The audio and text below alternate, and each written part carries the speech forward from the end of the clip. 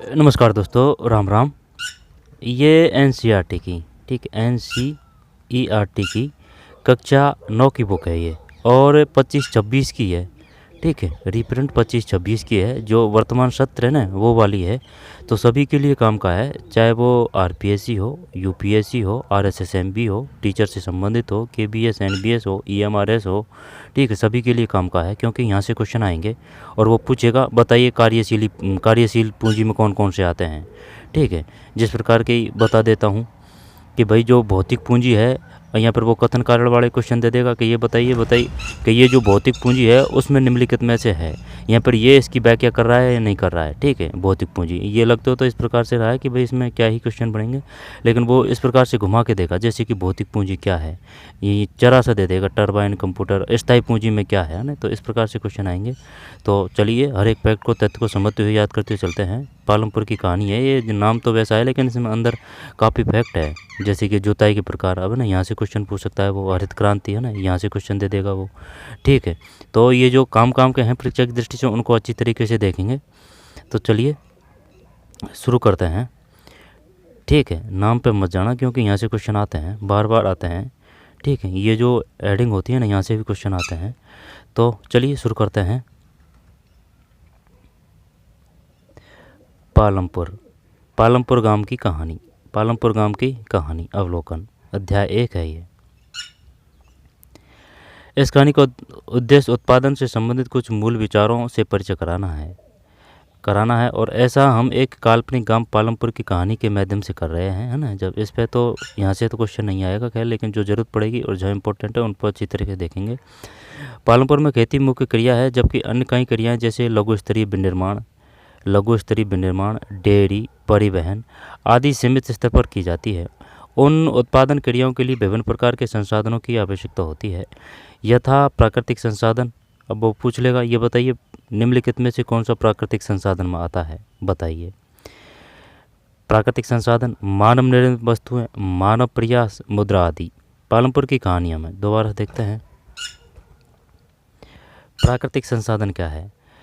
प्राकृतिक यथा प्राकृतिक संसाधन, मानव निर्मित वस्तुएं, मानव प्रयास, मुद्रा आदि। पालमपुर की कहानी से हमें विदित होता है कि गांव में इच्छित वस्तुओं और सेवाओं को उत्पादित करने के लिए विभिन्न संसाधन किस प्रकार समायोजित होते हैं। परिचय, पालमपुर आस पड़ोस के गांवों और कस्बों की भलीभांति जुड़ा हुआ है। एक बड़ा गांव रामगंज पालमपुर से 3 किलोमीटर की दूरी पर है। जैसे कि ये है, जब पालमपुर से ये रामगंज 3 किलोमीटर दूर है। प्रत्येक मौसम में यह सड़क गांव को रायगंज है और उससे आगे निकटतम छोटे कस्बे शाहपुर से जोड़ती है। इस सड़क पर गुड़ और अन्य वस्तुओं से लदी हुई बैलगाड़ियाँ, भैंसा बग्घी से लेकर अन्य कई तरह के वाहन जैसे मोटरसाइकिल, जीप, ट्रैक्टर, ट्रक तक देखे जा सकते हैं। है ना, जब वो मेन परीक्षा की दृष्टि से उन पर ज़्यादा जोर देंगे। यहाँ से तो क्या ही क्वेश्चन पूछेगा वो। इस गांव में विभिन्न जातियों के लगभग 450 परिवार रहते हैं। ठीक, मान लेते हैं ये गांव है, अब इसमें 450 वो है परिवारों की संख्या। गांव में अधिकांश भूमि के स्वामी उच्च जाति के 80 परिवार हैं। जैसे कि 450 है ना, इनमें जो 80% है वो है ना भूमि, वो इनके पास है, 80 परिवारों के पास। उनके मकान, जिनमें से कुछ बहुत बड़े हैं, ईंट और सीमेंट के बने हुए हैं। अनुसूचित जाति दलित के लोगों की संख्या गांव की कुल जनसंख्या 1/3 है, 1/3। और वे गांव के एक कोने में काफ़ी छोटे घरों में रहते हैं। ठीक है, जिनमें कुछ मिट्टी और फूस के बने हैं। इनको समझते हुए, ध्यान करते हुए चलना है। ठीक, विचारों के और कल्पना करते हुए, जिनमें कुछ मिट्टी और फूस के बने हैं, और जो परीक्षा की दृष्टि से आएंगे ना, उनको अपन अच्छी तरीके से रट्टा मार लेंगे, क्योंकि वहाँ से ही फंसेगा क्वेश्चन। लेकिन समझ पे कथन कारण वाले क्वेश्चन वो दे सकता है, इस वजह से के बने हैं। अधिकांश के घरों में बिजली है। खेतों में सभी नलकूप बिजली से ही चलते हैं। इसका उपयोग विभिन्न प्रकार के छोटे कार्यों के लिए किया जाता है। ये एक गांव का दृश्य है। ठीक है, काल्पनिक, आपके दिमाग में चित्र बनाने के लिए। ठीक है, ये बैलगाड़ी है, ये ट्रैक्टर है, ये जो कुछ फसल है वो ले जाई जा रही है, ये बेचने के लिए ले जाई जा रही है। ठीक, ये छोटी सी झोंपड़ी है, हाथ से बनाया हुआ चित्र है। पालमपुर में 2 प्राथमिक विद्यालय और 1 हाई स्कूल है ना। एक क्वेश्चन आया था, ये बताइए जो प्राथमिक स्कूल होते हैं, प्राथमिक स्कूल यानी 1 से और 5 तक के होते हैं, वो कितने किलोमीटर तक होते हैं?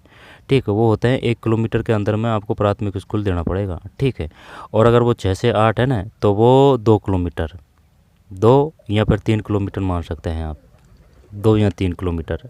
ठीक है, 2 किलोमीटर, 2 किलोमीटर सही होना चाहिए। अब इसके बाद में है ना 2 या 3 किलोमीटर होना चाहिए ये 6 से 8 का। ठीक है, शायद 2 ही है। इसके बाद में ये जो है ना, ये जो 9वीं से और 12वीं, ये 5 से 10 किलोमीटर के हेर फेर में है। अभी देखते हैं, तो ये है जैसे कि 1 से 5 तक है ना, उनके लिए वो स्कूल रहेंगे 1 किलोमीटर के दायरे में, है ना। जैसे कि गांव है, गांव में अगर कोई स्कूल है प्राथमिक, तो वो आपको 1 किलोमीटर के अंदर उपलब्ध कराना पड़ेगा सरकार को। ठीक है, और अगर 6 से 8 तक के स्कूल है ना, वो आप 2 किलोमीटर तक दूरी पर स्थापित कर सकते हैं, 2 किलोमीटर से ज़्यादा नहीं चलेगा। और ये जो 1 से 5 है ना, ये 1 किलोमीटर से ज़्यादा नहीं चलेगा। और ये जो फिर 9 से 12 है ना, 9 से 12, ये जैसे कि ग्रामीण क्षेत्र है, तो ये 5 किलोमीटर दूर हो सकता है। ठीक है, 5 किलोमीटर से ज़्यादा नहीं। वैसे 8 से 10 किलोमीटर भी होता है ग्रामीण क्षेत्रों में। ठीक है, 8 से 10 किलोमीटर से वो ज़्यादा नहीं है, लेकिन अगर सरकार के हिसाब से देखें तो वो फिक्स नहीं है इसका क्राइटेरिया। लेकिन जो प्राथमिक स्कूल है ना, उनका 1 से 5 है ना, वो तो है 1 किलोमीटर, और जो 6 से 8 है वो है 3 किलोमीटर, 1 और 3। और ये 5 किलोमीटर से अधिक, शायद 10 किलोमीटर से ज़्यादा नहीं होना चाहिए, है ना। ऐसे है ये, क्योंकि सरकार ट्रांसफ़र वाउचर भी देती है। ठीक है, ऐसे है। आगे चलते हैं। नलकूप मिट्टी से ही चलते हैं और इसका उपयोग विभिन्न प्रकार के छोटे कार्यों के लिए किया जाता है। पालमपुर में 2 प्राथमिक विद्यालय और 1 हाई स्कूल है। गांव में 1 राजकीय प्राथमिक स्वास्थ्य केंद्र और 1 निजी औषधालय भी है, जहां रोगियों को उपचार किया जाता है। उपयुक्त विवरण से स्पष्ट है कि पालमपुर में सड़कों, परिवहन के साधनों, बिजली, सिंचाई, विद्यालयों, स्वास्थ्य केंद्रों का पर्याप्त विकसित तंत्र है। इन सुविधाओं की तुलना अपने निकट के गाँव में उपलब्ध सुविधाओं से कीजिए। एक काल्पनिक गांव पालमपुर की कहानी हमें किसी भी गांव में विभिन्न प्रकार की उत्पादन संबंधी गतिविधियों के बारे में बताएगी। भारत के गांवों में खेती है ना, ये जो पालमपुर है ना, ये इसमें सब गांव आ चुके हैं। 90% ये जो गांवों की विशेषताएं वो इसी प्रकार से होती है। भारत के गांवों में खेती उत्पादन की प्रमुख गतिविधि है। अन्य उत्पादन गतिविधियां में जिन्हें गैर कृषि क्रियाएं कहा जाता है ना, जब ये जो काम के हैं, जैसे कि भाई ये बताइए, वो ये पूछेगा गैर कृषि क्रियाएं में क्या सम्मिलित है, और वो कथन कारण बना दे देगा और बताइए निम्नलिखित में से कौन सी गैर कृषि क्रियाएं हैं। आई बात समझ में? तो हर एक अक्षर बहुत इंपॉर्टेंट है। भारत के गाँवों में खेती उत्पादन की प्रमुख गतिविधि है खेती उत्पादन की, खेती। अन्य उत्पादन गतिविधियों जिन्हें गैर कृषि क्रियाएं कहा जाता है, लघु विनिर्माण है, परिवहन है, यानी कि गैर है, यानी कि कृषि से संबंधित नहीं है ना, वो गैर है। लघु विनिर्माण है, परिवहन है, दुकानदारी है आदि शामिल। हम उत्पादन के बारे में कुछ सामान्य बातें जानने के बाद इन दोनों प्रकार की क्रिया पर विचार करेंगे। और अब ये भी है, अब जैसे कि जो किसान है ना, वो खेती तो करता ही है, साथ साथ में वो दूसरा व्यवसाय भी करता है। जैसे कि उसने दुकान खोल ली परचूनी की। अब जैसे कि सड़क है, सड़क के पास में उसने छोटी सी चाय की दुकान खोल ली या फिर परचूनी की दुकान खोल ली, है ना, तो उससे भी उसकी आय बढ़ जाती है। ठीक है, अब ये अगर फसल ही फसल पे रहें तो वो भी गलत है, क्योंकि फसल का जो काम है वो 4 महीने, यहाँ से भी क्वेश्चन आते हैं कि बताइए जो प्रचंड बेरोजगारी वो क्या है। ठीक है, कृषि से संबंधित, क्योंकि भाई काम जैसे कि एक खेत है और एक खेत में जैसे कि 6-7-8 बीघा है, तो उसमें 2 या 3 जनों से काम हो जाता है। लेकिन परिवार में जैसे कि 8-10 जने हैं, तो उनकी अगर ज़रूरत नहीं है तो वो भी उसी पर आश्रित हैं, तो फिर वो आय का स्रोत कम होगा ना। तो इस प्रकार से आगे भी है, काफ़ी बढ़िया समझा रखा है एनसीईआरटी में। तो गैर कृषि ये ध्यान रखना है, गैर कृषि क्रियाएँ कौन कौन सी है गैर कृषि क्रियाएँ। लघु विनिर्माण, परिवहन, दुकानदारी आदि शामिल है। हम उत्पादन के बारे में कुछ सामान्य बातें जानने के बाद इन दोनों प्रकार की क्रियाओं पर विचार करेंगे। ठीक है, ठीक है, तो ये ध्यान रखना है गैर कृषि क्रियाएँ कौन कौन सी है। जैसे कि लघु विनिर्माण है, परिवहन है, ठीक है, जैसे किसी ने बस ले ली, टेम्पू ले लिया, है ना, इस प्रकार से। दुकानदारी है आदि शामिल है, चाहे वो चाय की थड़ी क्यों ना हो। हम उत्पादन के बारे में कुछ सामान्य बातें जानने के बारे में दोनों प्रकार की क्रियाओं पर विचार करेंगे। 25-26 की है ये, उत्पादन का संगठन। लगता तो ऐसा है कि भाई इसमें क्या ही क्वेश्चन पड़ेगा, लेकिन यहाँ से क्वेश्चन शानदार आएंगे। ठीक है, उत्पादन को उद्देश्य ऐसी वस्तुओं और सेवाएं उत्पादित करना है जिनकी हमें आवश्यकता है। वस्तुओं और सेवाओं के उत्पादन के लिए 4 चीज़ आवश्यक है। पहली आवश्यकता पूछी, अब ये पूछ लेगा वो, सिर्फ यही लाइन उठा के दे देगा, ये बताइए वस्तुओं और सेवाओं के उत्पादन के लिए कितनी चीज़ें आवश्यक है। 3, 4, 5, 1। आई बात समझ। अब ये अगर लाइन है याद आपको तभी तो कर पाएंगे।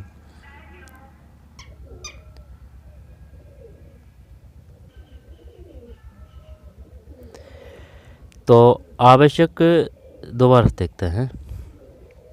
उत्पादन का संगठन। उत्पादक का उद्देश्य ऐसी वस्तुओं और सेवाएं उत्पादित करना है जिनकी हमें आवश्यकता है। उत्पादन का उद्देश्य ऐसी वस्तुएं और सेवाएं उत्पादित करना है। ठीक, उत्पादन कोई दिक्कत नहीं है, काफ़ी भारी भरकम लाइन है। उत्पादन का उद्देश्य क्या है? ऐसी वस्तुएं और सेवाएं उत्पादित करना है जिनकी हमें आवश्यकता है। वस्तुओं और सेवाओं के उत्पादन के लिए 4 चीज़ें आवश्यक है। कितनी है? 4। ठीक है भाई, 4 है। कौन कौन सी है 4? अब वो पूछ लेगा कि बताइए जो वस्तुओं और जो सेवाएं उत्पादन के लिए जो 4 वो आवश्यक वस्तुएं हैं वो कौन कौन सी है। यहाँ पर वो कथन कार्य वाला क्वेश्चन दे देगा कि ये बताइए जो 4 चीज़ें आवश्यक है उनमें से कौन सा है। भूमि है, श्रम है, ठीक है, भूमि है, श्रम है और भौतिक पूंजी है। भूमि, श्रम, भौतिक पूंजी। इसके बाद में और भौतिक पूंजी एक और ये मानव पूंजी है ना। तो मानव पूंजी हो गया, इसके बाद में भौतिक पूंजी हो गया, ठीक है, और ये भूमि और श्रम है।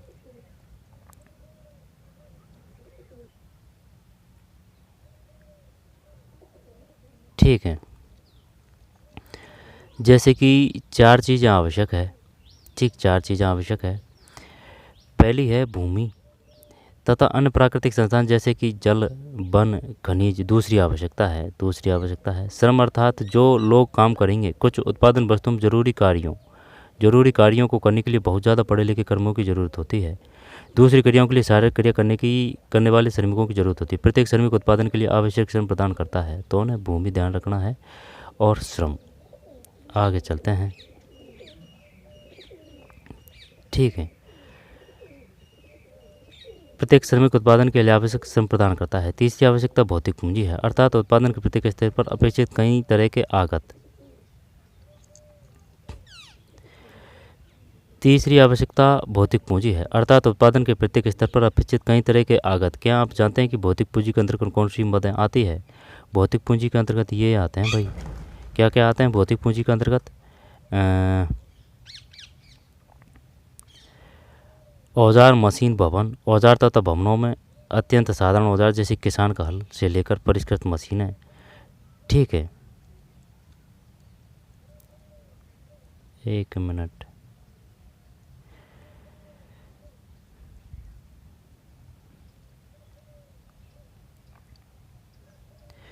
दोबारा से देखते हैं। उत्पादन का संगठन, अब ये पढ़ेंगे अपन है ना। उत्पादन का संगठन कहाँ तक है? ये पालमपुर में खेती है ना, जब पालमपुर में खेती करेंगे, जब ये पूरा पैराग्राफ है ना, ये काफ़ी इंपॉर्टेंट है। उत्पादन का संगठन। उत्पादन का उद्देश्य ऐसी वस्तुएं सेवाएं उत्पादित करना है जिनकी हमें आवश्यकता है। वस्तुओं और सेवाओं के उत्पादन के लिए 4 चीज़ें आवश्यक है। पहली आवश्यकता भूमि तथा अन्य प्राकृतिक संसाधन जैसे कि जल, वन, खनिज। दूसरी आवश्यकता है, तो पहला क्या है? पहली आवश्यकता भूमि है तथा अन्य प्राकृतिक संसाधन जल, वल, खनिज है ना। जल, वन, खनिज है ना, ये भी होने चाहिए। पहले भूमि है। श्रम, अर्थात जो लोग काम करेंगे। कुछ उत्पादन क्रियाओं में जरूरी कार्यों को करने के लिए बहुत ज़्यादा पढ़े लिखे कर्मियों की ज़रूरत होती है। ठीक है, दूसरी क्रियाओं के लिए शारीरिक कार्य करने वाले श्रमिकों की ज़रूरत होती है। प्रत्येक श्रमिक उत्पादन के लिए आवश्यक श्रम प्रदान करना है। प्रत्येक श्रमिक उत्पादन के लिए आवश्यक श्रम प्रदान करता है। तीसरी आवश्यकता भौतिक पूंजी है। भौतिक पूंजी में क्या क्या आएंगे? अर्थात उत्पादन के प्रत्येक स्तर पर अपेक्षित कई तरह के आगत क्या है? अपेक्षित कई तरह के आगत। क्या आप जानते हैं कि भौतिक पूंजी के अंतर्गत कौन कौन सी मदें आती है? पूछ लिया ना इसने, भौतिक पूंजी। देखते हैं भौतिक पूंजी। जो भौतिक पूंजी में एक तो ये औजार है ना, और ये कै है ना, इनको ध्यान से देखना है। औजार है, मशीन, भवन। औजारों तथा मशीनों में अत्यंत साधारण औजार जैसे कि किसान का हल से लेकर परिष्कृत मशीन जैसे कि जनरेटर, टरबाइन, कंप्यूटर आदि आते हैं। वो ये पूछ लेगा बताइए भौतिक पूंजी में क्या है ना। तो चाहे वो हल ही हो किसान का, और वो चाहे वो कंप्यूटर ही हो, वो भौतिक मशीन है। परिष्कृत मशीनें जैसे कि जनरेटर, टरबाइन, कंप्यूटर आदि आते हैं। औजारों, मशीनों और भवनों का उत्पादन में कई वर्षों तक प्रयोग होता है और इन्हें स्थायी पूंजी कहा जाता है। ठीक है, औजारों और मशीनों और भवनों का उत्पादन में कई वर्षों तक प्रयोग होता है। औजारों, मशीनों और भवनों का उत्पादन कई वर्षों तक प्रयोग होता है, इन्हें स्थायी पूंजी कहा जाता है। तो बताइए स्थायी पूंजी किसे कहा जाता है, और जो स्थायी पूंजी है वह किसके अंतर्गत है, भौतिक पूंजी। तो कितनी चीज़ों की ज़रूरत चाहिए, वस्तुओं और सेवाओं के उत्पादन के लिए 4 चीज़ आवश्यक है, ये मिलेंगे नहीं आपको कहीं। ठीक है, वो जो अगर एनसीईआरटी की किताबें भी लेके आते हैं ना कि भाई एनसीईआरटी का सार है सार है सार है, तो उनमें सार नहीं होता है, उनको जो अच्छा लगता है ना वो उसमें वो ऐड कर देते हैं, और वो जो काफ़ी फैक्ट है ना वो छोड़ जाते हैं। सबसे बेस्ट होता है अगर आपको एनसीईआरटी पढ़नी है तो पढ़नी ही है, उनका कोई शॉर्ट नहीं आता है भाई। ठीक है, उत्पादन का उद्देश्य ऐसी वस्तुओं और सेवाएं उत्पादित करना है जिनकी हमें आवश्यकता है, वस्तुओं और सेवाओं। लेकिन वो बात अलग है जैसे कि कोई एसएससी है या फिर जिसको ऊपर ऊपर तैयारी करनी है, या फिर इंडिया जीके से संबंधित है, कुछ मेन चीज़ है जो जीके से संबंधित है वो देखना है, तो फिर वो ऊपर ऊपर जो बुक हैं और जो मेन कंटेंट है, मेन तथ्य है, उनके लिए वो बुकों को पढ़ सकते हैं। लेकिन जैसे कि वो टीचर से संबंधित है या फिर केबीएस एनबीएस से संबंधित है, और यानी कि उससे अगर जैसे कि 100 ही क्वेश्चन अगर एनसीईआरटी से आ रहे हैं ना, तो फिर वो उसको वो पढ़नी ही पड़ेगी भाई, इनका फिर कोई शॉर्टकट नहीं है। ठीक है, उत्पादन को उद्देश्य ऐसी वस्तुएं सेवाएं उत्पादित करना है जिनकी हमें आवश्यकता है, वस्तुओं और सेवाओं के उत्पादन के लिए 4 चीज़ें आवश्यकता है, भूमि है, अन्य प्राकृतिक संसाधन जल वन खनिज। दूसरी आवश्यकता है श्रम, अर्थात जो लोग काम करेंगे कुछ उत्पादन क्रिया में जरूरी कार्यों को करने के लिए बहुत ज़्यादा पढ़े लिखे हो ना, ये पढ़ चुके हैं, कोई दिक्कत नहीं है, श्रम प्रदान करते हैं। भौतिक पूंजी में क्या क्या आएंगे, ये आएंगे औजारों मशीनों में अत्यंत साधारण औजार जैसे किसान कल से लेकर परिष्कृत मशीन जैसे जनरेटर टरबाइन कंप्यूटर आदि। औजारों मशीनों और भवनों का उत्पादन में कई वर्षों तक प्रयोग होता है और उन्हें स्थायी पूंजी कहा जाता है। ठीक है, बताइए स्थायी पूंजी किसे कहा जाता है, औजारों मशीनों भवनों का उत्पादन में कई वर्षों तक प्रयोग होता है। अब जैसे कि कोई फैक्ट्री स्थापित की है छोटी मोटी, तो भाई उसमें मशीन तो लगेगी ना। अब ये तो नहीं है कि वो 1 साल तक ही काम करेगी, उसमें काफ़ी वो 15-15 20-20 30-30 40-40 तक वो मशीनें अगर चलती रहती है तब तक, और फिर उनको अपडेट कर लिया जाता है, तो वो लगी तो रहेगी। भवन भी चाहिए, जैसे कि कोई टीन वगैरह लगा दी या फिर बड़ी सी बिल्डिंग बना दी, तो वो भवन भी चाहिए उसमें, क्योंकि वो जो उद्योग वगैरह है वो बरसात वगैरह उनसे सेफ रखने के लिए भाई बिल्डिंग तो चाहिए ना। तो ये स्थायी पूंजी में है। कौन कौन स्थायी पूंजी में, औजार है, मशीनें है, भवन है। ठीक है, स्थायी पूंजी ये भौतिक पूंजी के अंतर्गत है। भौतिक पूंजी, तो भौतिक पूंजी एक तो स्थायी पूंजी है और एक कार्यशील पूंजी है ना। वो ये पूछेगा बताइए भौतिक पूंजी में क्या है, तो भौतिक पूंजी में स्थायी पूंजी है। स्थायी पूंजी में कौन कौन से हैं, स्थायी पूंजी में ये है जनरेटर टरबाइन कंप्यूटर औजारों मशीनों भवनों, ये स्थायी पूंजी में है। और जो कार्यशील पूंजी है वो इसमें है। ठीक है, तो यानी कि ये जो भौतिक पूंजी है ना, भौतिक पूंजी इसके 2 पार्ट है, एक तो स्थायी पूंजी। अब स्थायी पूंजी में भी पूछेगा ना, तो वो हाँ अगर वो ऑप्शन में देना कि भाई स्थायी पूंजी तो और भौतिक पूंजी दे, तो आपको जैसे कि किसान खल दे दिया ना, तो ये स्थायी पूंजी में ही करना है आपको। ठीक है, और अगर इसने स्थायी पूंजी नहीं दिया तो फिर अपन भौतिक पूंजी में कर सकते हैं, लेकिन वो गुमराह करने के लिए दोनों ऑप्शन देगा, भौतिक पूंजी और स्थायी पूंजी। अगर उसने जैसे टरबाइन कंप्यूटर दिया तो वो अपन स्थायी पूंजी में करेंगे। साधारण औजार जैसे किसान खल से लेकर परिष्कृत मशीनें जैसे कि जनरेटर टरबाइन कंप्यूटर आदि आते हैं। औजारों मशीनों भवनों के उत्पादन में कई वर्षों तक प्रयोग होता है और इन्हें स्थायी पूंजी कहा जाता है। ठीक है, भौतिक पूंजी में ही है ये। कच्चा माल और नकद मुद्रा, उत्पादन में कई प्रकार के कच्चे माल की आवश्यकता होती है, जैसे बुनकर द्वारा प्रयोग किया जाने वाला सूत और कुम्हारों द्वारा प्रयोग में लाई जाने वाली मिट्टी। उत्पादन दौरान भुगतान करने तथा जरूरी माल खरीदने के लिए कुछ पैसों की भी आवश्यकता होती है। कच्चा माल तथा नगद पैसों को कार्यशील पूंजी कहते हैं। कच्चा माल, ठीक है भाई, कच्चा माल तथा नगद पैसों को कार्यशील पूंजी कहते हैं। कच्चा माल तथा नगद पैसों को, कच्चा माल अंडरलाइन कर देते हैं इस पर, क्योंकि अगर दोबारा पढ़ेंगे ना तो समस्या नहीं आएगी। ये जो छुपे हुए रहते हैं इसमें इम्पोर्टेंट जो फैक्ट होते हैं।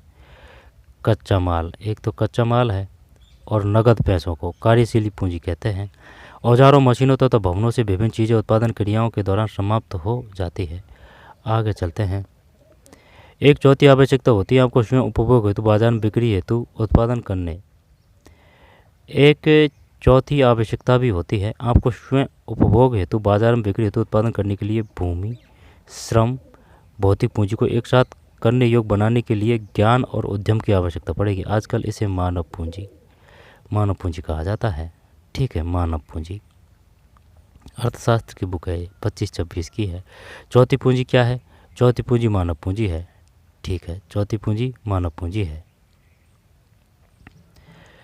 चौथी पूंजी मानव पूंजी है। आगे चलते हैं। ये कोई कारखाना है, ठीक, कारखाने में ये समस्या तो कोई दिक्कत नहीं है, वो तो फिर अंडरलाइन नहीं होगा। कारखानों में मशीनों पर कार्य करते श्रमिक, ये श्रमिक है, कार्य कर रहे हैं ये, ठीक, फैक्ट्री वगैरह में। अब वो पूछेगा पर स्थायी उसमें कौन कौन से आने, कारखाने में मशीनें कार्य करते श्रमिक। क्षेत्र उत्पादन में प्रयुक्त भूमि, श्रम और स्थायी पूंजी की पहचान कीजिए। अब ये दे दिया क्षेत्र इसने, क्षेत्र उत्पादन में प्रयुक्त भूमि, श्रम और स्थायी पूंजी की पहचान कीजिए। बताइए अब इसमें क्या आएगा।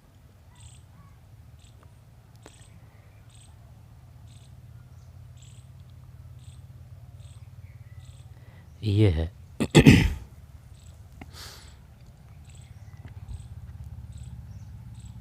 काम किया जा रहा है भाई उनके माध्यम से।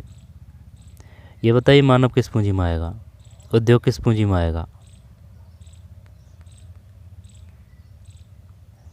ठीक है। कारखानों मशीनों पर कार्य करते श्रमिक, कारखानों मशीनों पर कार्य करते श्रमिक।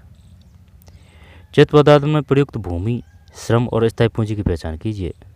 प्रयुक्त भूमि, श्रम, स्थायी पूंजी की। अब पूंजी, स्थायी पूंजी तो ये हो जाएगी ये मशीन, ठीक, मशीन वगैरह, फैक्ट्री वगैरह, है ना। स्थायी पूंजी तो वो हो चुकी है। और श्रम, श्रम में अपन आ चुके हैं, है ना, श्रम कैंडिडेट मानव। इसके बाद में प्रयुक्त भूमि। अब भूमि ये जो फैक्ट्री वगैरह जहाँ स्थापित की गई है ना, वो कंप्यूटर भी लग रहे हैं भाई, कंप्यूटर लग रहे हैं ये यहाँ पे, ठीक। आगे चलते हैं। उत्पादन भूमि, श्रम और पूंजी को संयोजित करके संगठित होता है, जिन्हें उत्पादन के कारक कहा जाता है। पालमपुर की कहानी को पढ़ने के क्रम में हम उत्पादन के प्रथम 3 कारकों के बारे में और अधिक सीखेंगे। उत्पादन भूमि, श्रम और पूंजी को संयोजित करके संगठित होता है। भूमि, श्रम और पूंजी को संगठित करके संगठित होता है, जिन्हें उत्पादन के कारक कहा जाता है। ये पूछ सकता है वो, बताइए उत्पादन के कारक कौन कौन से हैं। आई बात समझ में। तो भूमि है, श्रम है और पूंजी है, उत्पादन के कारक कहा जाता है। पालमपुर की कहानी को पढ़ने के क्रम में हम उत्पादन के प्रथम 3 कारकों के बारे में और अधिक सीखेंगे। सुविधा के लिए इस अध्याय में हम भौतिक पूंजी को ही पूंजी कहेंगे, भौतिक पूंजी को ही, भौतिक पूंजी को ही पूंजी कहेंगे, ठीक है ना। भौतिक पूंजी को ही पूंजी कहेंगे। उत्पादन के कारक कौन कौन कहेंगे। उत्पादन के कारक है, उत्पादन भूमि, श्रम और पूंजी को संयोजित करके संगठित होता है, जिन्हें उत्पादन के कारक कहा जाता है। उत्पादन के कारक कहा जाता है। पालमपुर की कहानी को पढ़ने के क्रम में उत्पादन के प्रथम 3 कारकों के बारे में और अधिक सीखेंगे। उत्पादन भूमि, श्रम और पूंजी को, भूमि है, श्रम है, पूंजी को संयोजित करके संगठित होता है, जिन्हें उत्पादन के कारक कहा जाता है। पालमपुर की कहानी को पढ़ने के क्रम में उत्पादन के प्रथम 3 कारकों के बारे में और अधिक सीखेंगे। सुविधा के लिए हम इस अध्याय में हम भौतिक पूंजी को पूंजी कहेंगे, ठीक। तो इसमें कोई दिक्कत है यहाँ तक। दोबारा से देखिए, पालमपुर में खेती है ना, ये पढ़ना है अपन को। ये है इसमें पालमपुर काम की कहानी, अवलोकन, ठीक है। मानव प्रयास, विद्युत होता कि काम उत्पादन करने के लिए, परिचय, नलकूप बिजली से ही चलते हैं, छोटे कार्यों के लिए, ठीक है। साधनों, बिजली, सिंचाई, विद्यालयों, स्वास्थ्य केंद्र को पर्याप्त विकसित तंत्र है। उपयुक्त विवरण से स्पष्ट है कि पालमपुर में सड़कों, परिवहन के साधनों, बिजली, सिंचाई, विद्यालयों, स्वास्थ्य केंद्रों का पर्याप्त विकसित तंत्र है। इन सुविधाओं की तुलना अपने निकट के गांव में उपलब्ध सुविधाओं से कीजिए। गैर कृषि क्रियाएँ, गैर कृषि वैसे नाम से ही पता चल रहा है, कर देंगे। इसके बाद में जो 4 चीज़ें हैं वो किसकी है, वस्तुओं सेवाओं के उत्पादन के लिए 4 चीज़ें आवश्यक है। भूमि, श्रम, भूमि, श्रम, भौतिक पूंजी, अब इसके बाद में है मानव पूंजी, ठीक, ये 4 है। अब ये जो है ना कार्यशील पूंजी, और कार्यशील पूंजी में ये है, ध्यान रखना है भाई, कार्यशील पूंजी में कौन कौन से हैं, ठीक है। कार्यशील पूंजी कच्चा और नगद माल, और स्थायी पूंजी है ना, उसमें कौन कौन से हैं। स्थायी पूंजी में जैसे किसान का हल, जनरेटर, टरबाइन, कंप्यूटर, औजार, मशीनों, भवनों, है ना, ये काम का है ये। भाई बताइए स्थायी पूंजी में कौन कौन से हैं, यहाँ से क्वेश्चन बनेगा, जैसे कि जनरेटर, टरबाइन, कंप्यूटर आदि और औजार, मशीनों, भवनों, क्योंकि वो कथन कारण बाड़ा यही क्वेश्चन देगा कि बताइए इसकी व्याख्या कर रहा है या नहीं कर रहा है, ठीक है। क्योंकि वो विद्वान बनाएंगे पेपर को, जिनने 10-10, 20-20 बार जो एनसीईआरटी को पढ़ चुके हैं। औजारों तथा मशीनों में अत्यंत साधारण औजार जैसे किसान का हल से लेकर परिष्कृत मशीन जैसे कि जनरेटर, टरबाइन, कंप्यूटर आदि आते हैं। औजारों, मशीनों और भवनों के उत्पादन में कई वर्षों तक उपयोग होता है। इन्हें स्थायी पूंजी कहा जाता है। ठीक है, ये स्थायी पूंजी हो चुका है। और ये कार्यशील पूंजी है। कार्यशील पूंजी उत्पादन के दौरान भुगतान करने तथा जरूरी माल खरीदने के लिए कुछ पैसों की भी आवश्यकता होती है। कच्चा माल तथा नगद पैसों को कार्यशील पूंजी कहा जाता है। कच्चा माल और नगद पैसों को। अब वो और ऑब्जेक्टिव वाला क्वेश्चन दे दिया ना, और वो पूछेगा बताइए जो नगद पैसे हैं वो किस में हैं। कच्चा माल और नगद पैसे कार्यशील पूंजी में है, यहाँ पर स्थायी पूंजी में है। ठीक है, किस में है, यहाँ पर भौतिक पूंजी में है। तो जोरदार क्वेश्चन बनेगा यहाँ से। तो कार्यशील पूंजी है ये, कच्चा माल तथा नगद पैसा कार्यशील, कच्चा माल तथा नगद पैसा कार्यशील पूंजी में है। ठीक है, उद्यम की आवश्यकता पड़ेगी। आजकल इसे मानव पूंजी कहा जाता है। मानव पूंजी के विषय में और अधिक अध्ययन हम अगले अध्याय में करेंगे। ठीक है, ये मानव पूंजी है, मानव पूंजी। ठीक है, मानव पूंजी है ये। प्रयुक्त भूमि, श्रम और स्थायी पूंजी की पहचान कीजिए। फिर पालमपुर में खेती पाते हैं। अब टाइम तो लगेगा लेकिन छोड़ेंगे नहीं, क्योंकि क्वेश्चन आएंगे भाई, चाहे वो किसी भी स्तर की किसी प्रकार की एग्जाम हो। पालमपुर में खेती उत्पादन की प्रमुख क्रिया है। काम करने वालों में 75% लोग अपनी जीविका के लिए खेती पर निर्भर है। वे किसान अथवा कृषि श्रमिक हो सकते हैं। 75% लोग जीविका के लिए खेती पर। ठीक है, 75%, ये वो पूछ सकता है ऑब्जेक्टिव में। बताइए जो काम में जो खेती पर कितने लोग निर्भर हैं। क्या 25 है, या फिर 75 है, या फिर 35 है, या फिर 85 है, या फिर 70 भी देगा, है ना। तो 75 है। काम करने वालों में 75% लोग अपनी जीविका के लिए खेती पर निर्भर हैं। वे किसान अथवा कृषि श्रमिक हो सकते हैं। इन लोगों का खेतों में उत्पादन से जुड़ा हुआ है। लेकिन याद रखिए, कृषि उत्पादन में एक मूलभूत कठिनाई है। खेती में प्रयुक्त भूमि क्षेत्र वस्तुतः स्थिर होता है। लेकिन याद रखिए, कृषि उत्पादन में एक मूलभूत कठिनाई है, लेकिन याद रखिए कृषि उत्पादन में एक मूलभूत कठिनाई है। खेती में प्रयुक्त भूमि क्षेत्र वस्तुतः स्थिर होता है। ठीक है ना, स्थिर होता है। भूमि एक जगह ही तो होती है। पालमपुर में वर्ष 1960 से आज तक जुताई के अंतर्गत भूमि क्षेत्र में कोई विस्तार नहीं हुआ है। भाई ज़मीन तो वही रहेगी, यह थोड़ी है कि ज़मीन बढ़ रही है। उस समय तक गांव की कुछ बंजर भूमि को कृषि योग्य भूमि में बदल दिया गया था। जैसे कि वो जो बंजर वगैरह तब पड़े थे वो भी उसमें ला दिए हैं, तो उससे कुछ एरिया बढ़ गया। ठीक है, बदल दिया गया है। नई भूमि को खेती योग्य बनाकर कृषि उत्पादन को और बढ़ाने की कोई गुंजाइश नहीं है। यानी कि और जो भी कोई थी ना, जो बंजर वगैरह है, तो वो सब ज़मीन को ला चुके हैं खेती के लिए। अब कोई और इस प्रकार की ज़मीन नहीं है। कृषि उत्पादन को और बढ़ाने की कोई गुंजाइश नहीं है। भूमि मापने की मानक इकाई हेक्टर है। ये क्वेश्चन आ चुका है कि बताइए जो भूमि मापने की जो मानक इकाई है वो क्या है। हेक्टेयर। ठीक है, हेक्टेयर है। यद्यपि गांवों में भूमि का माप बीघा, गुंठा आदि जैसे क्षेत्रीय इकाइयों में भी किया जाता है। 1 हेक्टेयर 100 मीटर की भुजा वाले वर्ग के क्षेत्रफल के बराबर होता है। ये क्वेश्चन आ चुका है। 1 हेक्टेयर का मतलब होता है जैसे कि ये वर्ग है, तो ये जो 100 मीटर है ना, ये 100 मीटर होगा पूरा, इधर इधर इधर सब, है ना। ये नहीं है कि भाई इधर भी 100 मीटर, यानी कि जो इसका एरिया है ना, ये पूरा 100 मीटर होगा। ये जो 100 मीटर है ना, 1 हेक्टेयर का मतलब ये होता है। ठीक, 1 हेक्टेयर 100 मीटर है। अगर वो पूछना चाहे तो पूछ सकता है, बताइए 1 हेक्टेयर कितने मीटर से बनता है। तो जैसे कि 1 हेक्टेयर 100 मीटर की भुजा वाले वर्ग के क्षेत्रफल के बराबर होता है। 100 मीटर की, तो जैसे कि ये वर्ग है, 100 मीटर की भुजा वाले वर्ग की तो चारों भुजाएं बराबर होती है। ठीक है, तो मीटर की भुजा वाले वर्ग के क्षेत्रफल के बराबर होता है 100 मीटर। ध्यान रखना है ये, है ना, 100 मीटर। भूमि मापने की मानक इकाई हेक्टेयर है। ठीक है, यद्यपि गांवों में भूमि का माप बीघा, गुंठा आदि क्षेत्रीय इकाइयों में भी किया जाता है। 1 हेक्टेयर 100 मीटर की भुजा वाले वर्ग क्षेत्रफल के बराबर होता है। क्या आप 1 हेक्टेयर के मैदान के क्षेत्र की तुलना अपने स्कूल के मैदान से कर सकते हैं। ठीक है, क्या उसी भूमि से अधिक पैदावार करने का कोई तरीका है। यहाँ जिस प्रकार की फसल पैदा की जाती है और जैसी सुविधाएं उपलब्ध है उन्हें देखते हुए पालमपुर उत्तर प्रदेश के पश्चिम भाग के गांव की तरह लगता है। पालमपुर में समस्त भूमि पर खेती की जाती है, कोई भी बेकार नहीं छोड़ी जाती है। बरसात मौसम खरीफ में किसान ज्वार और बाजरा उगाते हैं। ज्वार और बाजरा, अब वो पूछ लेगा बताइए खरीफ की फसल कौन कौन सी है, तो ज्वार है और बाजरा है खरीफ। वो भी है कौन सी, कपास भी है, कपास। ठीक है, ज्वार और बाजरा उगाते हैं। इन पौधों को पशुओं के चारे के लिए प्रयोग में लाया जाता है। इसके बाद अक्टूबर और दिसंबर के बीच में, ठीक है, अब ये क्या है, अक्टूबर से दिसंबर के बीच आलू की खेती होती है।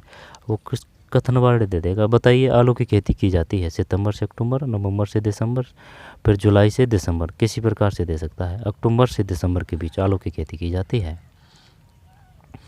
अक्टूबर और दिसंबर के बीच आलू की खेती की जाती है। सर्दी के मौसम रबी में खेतों में गेहूँ उगाया जाता है। ठीक है, अक्टूबर और दिसंबर के बीच, अक्टूबर और दिसंबर, अक्टूबर और दिसंबर, अक्टूबर और दिसंबर के बीच आलू की खेती होती है। सर्दी के मौसम में रबी में खेतों में गेहूँ उगाया जाता है। उत्पादित गेहूँ में से परिवार के खाने के लिए रखकर शेष गेहूँ किसान रायगंज की मंडी में बेच देते हैं। भूमि के एक भाग में गन्ने की खेती भी की जाती है, जिसकी वर्ष में एक बार कटाई होती है। वर्ष में एक बार कटाई होती है गन्ने की। इसको जो वर्षा है ना, वो सबसे ज़्यादा चाहिए भाई गन्ने को। ठीक है, 100 से 200 सेंटीमीटर तक चाहिए। गन्ना अपने कच्चे रूप में या गुड़ के रूप में शाहपुर के व्यापारियों को बेचा जाता है। पालमपुर एक वर्ष में किसान 3 अलग अलग फसलें पैदा कर पाते हैं। 3 कर लेते हैं भाई वो। ठीक है, यानी कि हर 4 महीने में एक फसल। ठीक है, अपने यहाँ तो नहीं होती है, अपने यहाँ तो 6 माह में एक ही होगी भाई। गर्मी यूँ ही चल जाता है, राजस्थान की बात है, वही होती है। एक तो सर्दी की होती है, ठीक है, गेहूँ सरसों चना वगैरह, और जो ये जो बरसात की है उसमें बाजरा, ठीक है, बाजरा तिलहन, ठीक है, ये है।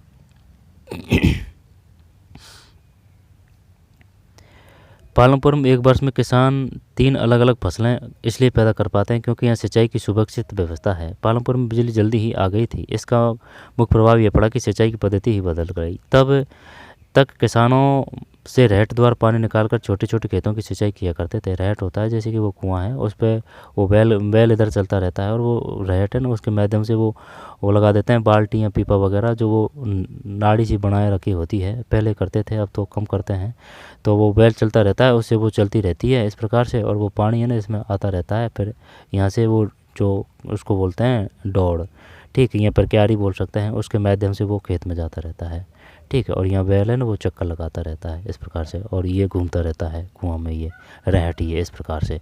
अब वो बाल्टी जाती है, पानी लेके आती है, फिर खाली कर देती है, जाती है फिर खाली कर देती है पानी, और वो दौड़ में होकर इधर चल जाता है खेतों में। लोगों ने देखा कि बिजली से चलने वाले नलकूपों पर ज़्यादा प्रभावकारी ढंग से अधिक क्षेत्र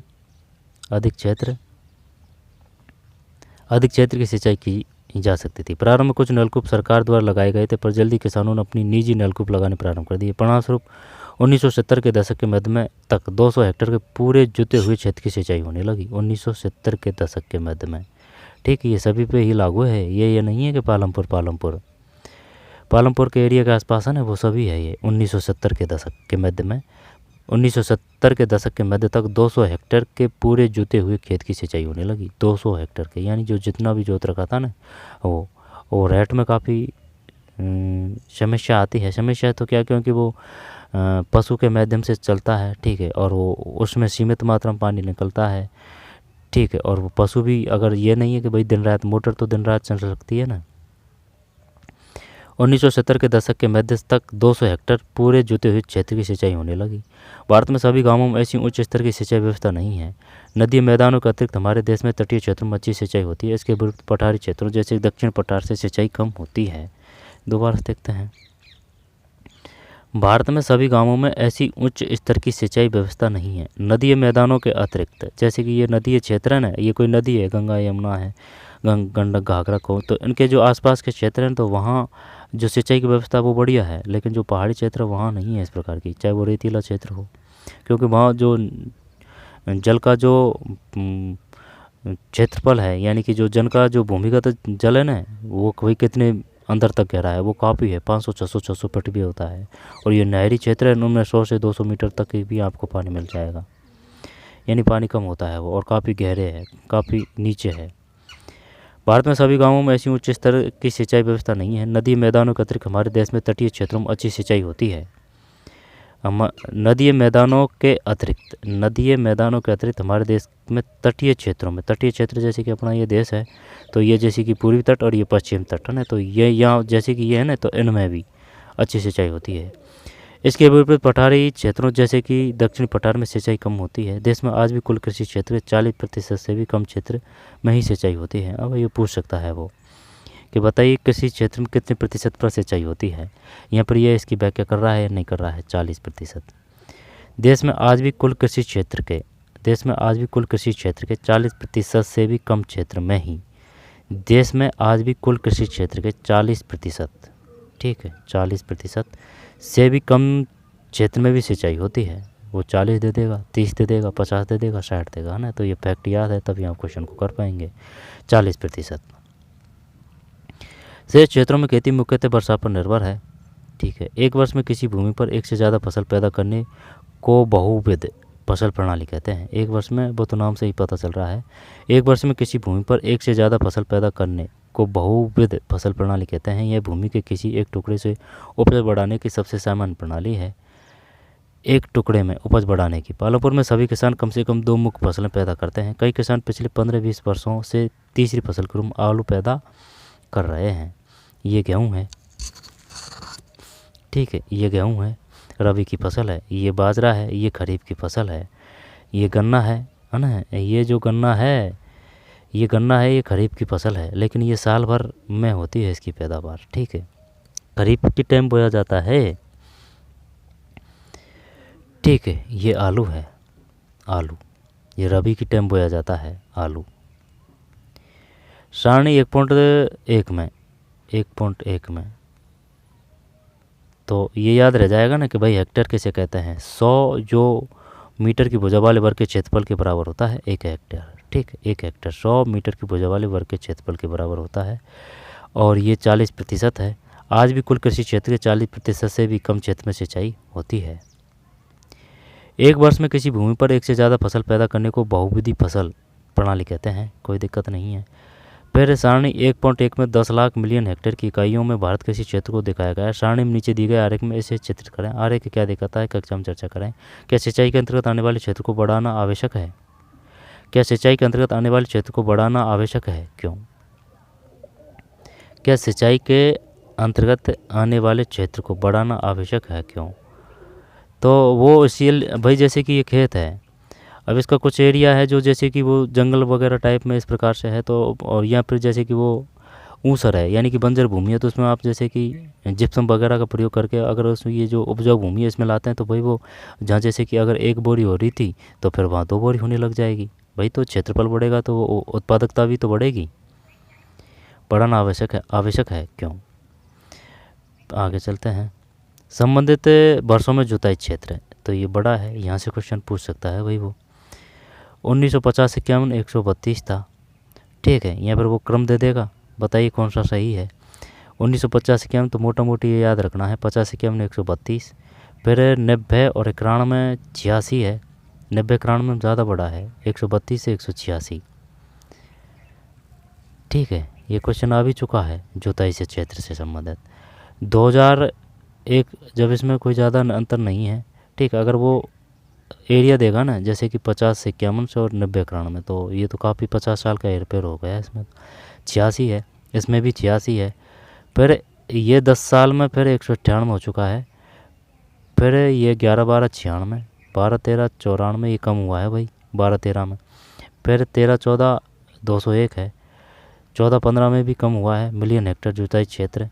जुताई क्षेत्र का मतलब है जैसे कि आप इतने एरिया में कर रहे हैं तो भाई वो जैसे कि ये 201 था तो ये कुछ कम हो गया है ना, ये है यानी कि उसमें कम हुआ है, ठीक है। जैसे कि तिलहन है या फिर कुछ भी है जो फसल 2014-15 98, 15-16 197, हाँ तो ये तो लगभग में ही है। सबसे बड़ा मेजर पॉइंट जो यही है 132 186, फिर तो लगभग में ही है। 1950 132 मिलियन हेक्टेयर था। वो पूछ सकता है बताइए 1950 में जुताई का क्षेत्र कितना था, ऑप्शन ये सब देगा। तो 132 ये याद रखना है और 186 ये याद रखना है और 200 याद रखना है, ठीक है। Pocket book of agriculture static 2020 आर्थिक एवं सांख्यिकी निदेशालय कृषि निगम और किसानों के कल्याण विभाग के द्वारा है ये, ठीक। तो कोई दिक्कत नहीं है, वही है। ये 50-51 में ये इतना था, 1951 में इतना बढ़ गया, फिर लगभग में ही है, कुछ में बढ़ा है थोड़ा बहुत, कुछ में है ना, तो सेम सही है।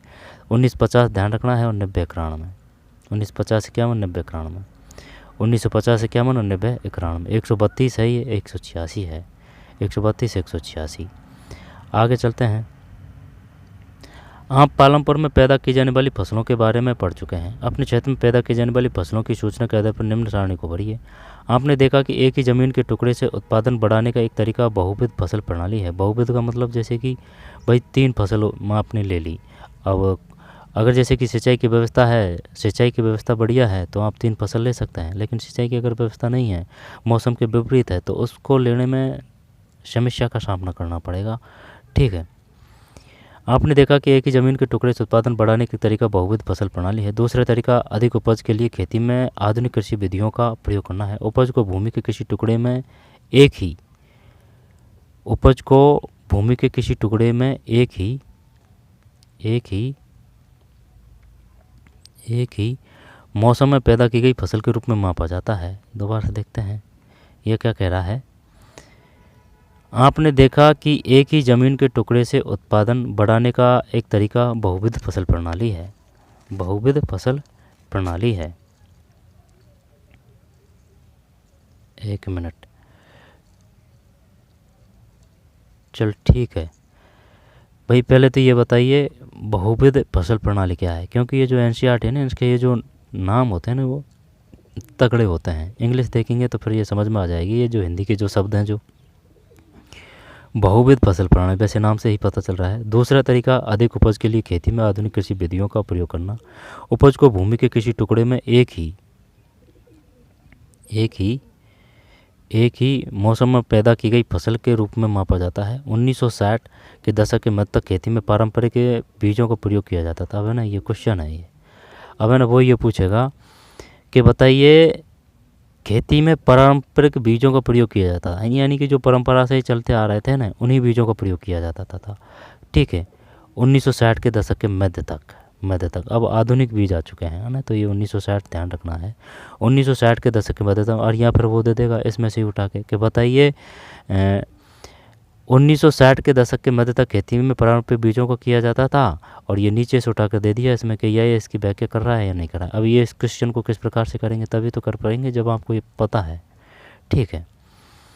मौसम में पैदा की गई फसल के रूप में मापा जाता है। 1960 के दशक के मध्य तक खेती में पारंपरिक बीजों का प्रयोग किया जाता था। 1960 के मध्य के दशक तक खेती में पारंपरिक बीजों का प्रयोग किया जाता, जिनकी उपज अपेक्षाकृत कम थी।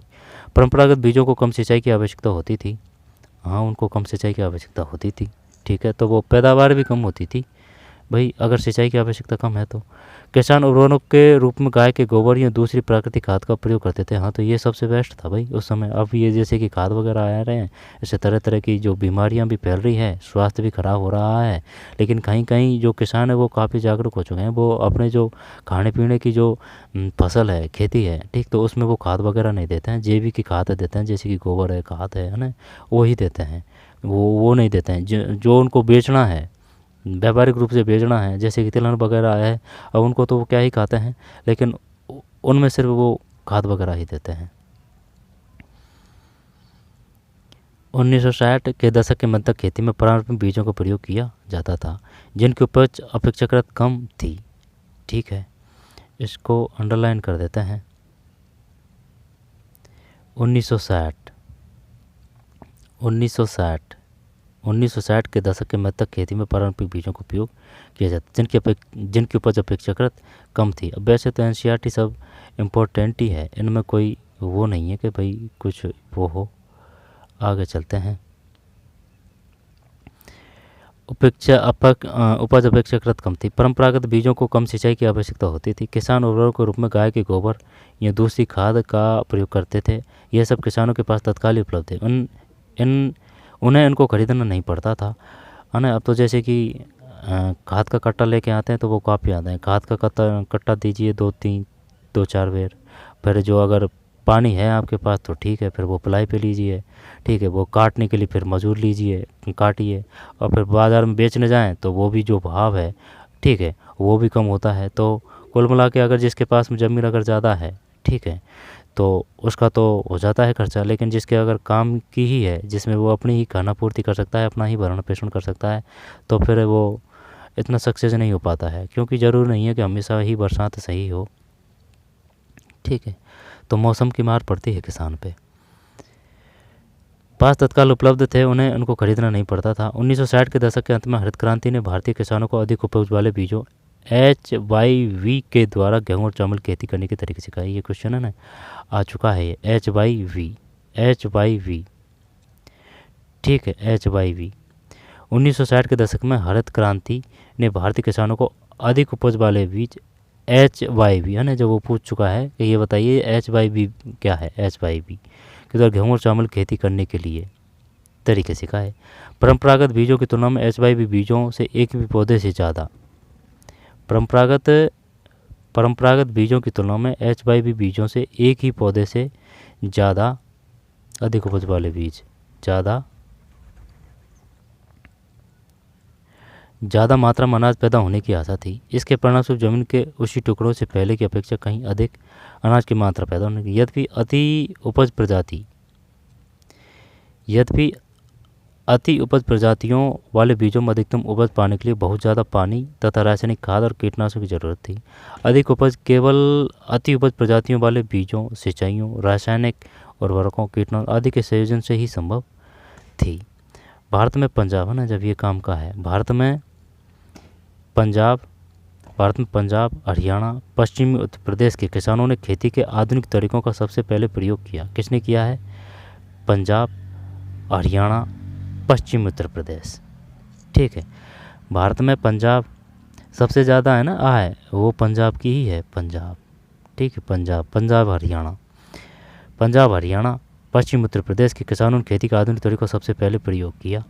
ठीक है, वो पूछ सकता है। इन क्षेत्रों में किसानों ने खेती में सिंचाई के लिए नलकूप और HIV बीजों, रासायनिक उर्वरकों तथा कीटनाशकों का प्रयोग किया। इनमें से कुछ ने ट्रैक्टर और फसल गहाने के लिए मशीनें खरीदी, जिसने सिंचाई और कटाई के काम को तेज कर दिया। उन्हें उनके गेहूं की ज़्यादा पैदावार प्राप्त हुई। पालमपुर में परंपरागत बीजों से गेहूं की उपज 1300 किलोग्राम प्रति हेक्टेयर थी। पालमपुर में परंपरागत बीजों से गेहूं की उपज 1300 किलोग्राम प्रति हेक्टेयर थी। HIV बीजों से उपज 3200 किलोग्राम प्रति हेक्टेयर तक पहुँची। तो 1300 डबल से भी तगड़ा हो गया भाई, 13 से 26 होता है ना, 3200 किलोग्राम। और 1 हेक्टेयर की बात है, 1 हेक्टेयर किसको बोलते हैं? जैसे कि 1 वर्ग है ना, वो। ठीक है, गेहूं के उत्पादन में पहुंच अधिक वृद्धि हुई। किसानों के पास बाजार में बेचने को अब अधिशेष गेहूं की काफ़ी मात्रा उपलब्ध थी। बहुविधि फसल प्रणाली और खेती की आधुनिक विधियों में क्या अंतर है? सारणी 1.2 भारत में हरित क्रांति के बाद गेहूं और दालों के उत्पादन को करोड़ टन इकाइयों में दिखाया गया है। ऐसे दालों तथा गेहूं उत्पादन करोड़ टन है, तो ये याद करना है। चलिए देख लेते हैं। 1965 है ये, 65-66। ठीक है, 1965-66 है। दालों का उत्पादन 10 है। 70-71 12 हो चुका है, इसमें तगड़ा हो चुका है। 12 के बाद में 24 हो गया भाई। दालों में तो ज़्यादा वृद्धि नहीं है। फिर 80-81 है, 36 है। फिर 90, 91, 55 है। 2000 और 2001 ये 70 है। फिर 2010 और 11 87 है। फिर 12-13 74 है, 12-13 74 है। आगे चलते हैं। फिर 13-14 96, इसमें कम घटा है भाई, 14-15 में घटा है गेहूँ। इसके बाद में 100, 104, 160, 10, 11 है ना, ये लगभग में ही है। लेकिन ये सबसे ज़्यादा जो अंतर आ रहा है ना, अंतर तो नहीं आ रहा है, ये तो लगभग में ही चल रहा है। जैसे कि ये 10 है, फिर 70, 31, 24 है, फिर ये 36 है, फिर ये 55 है। ठीक है, आगे चलते हैं।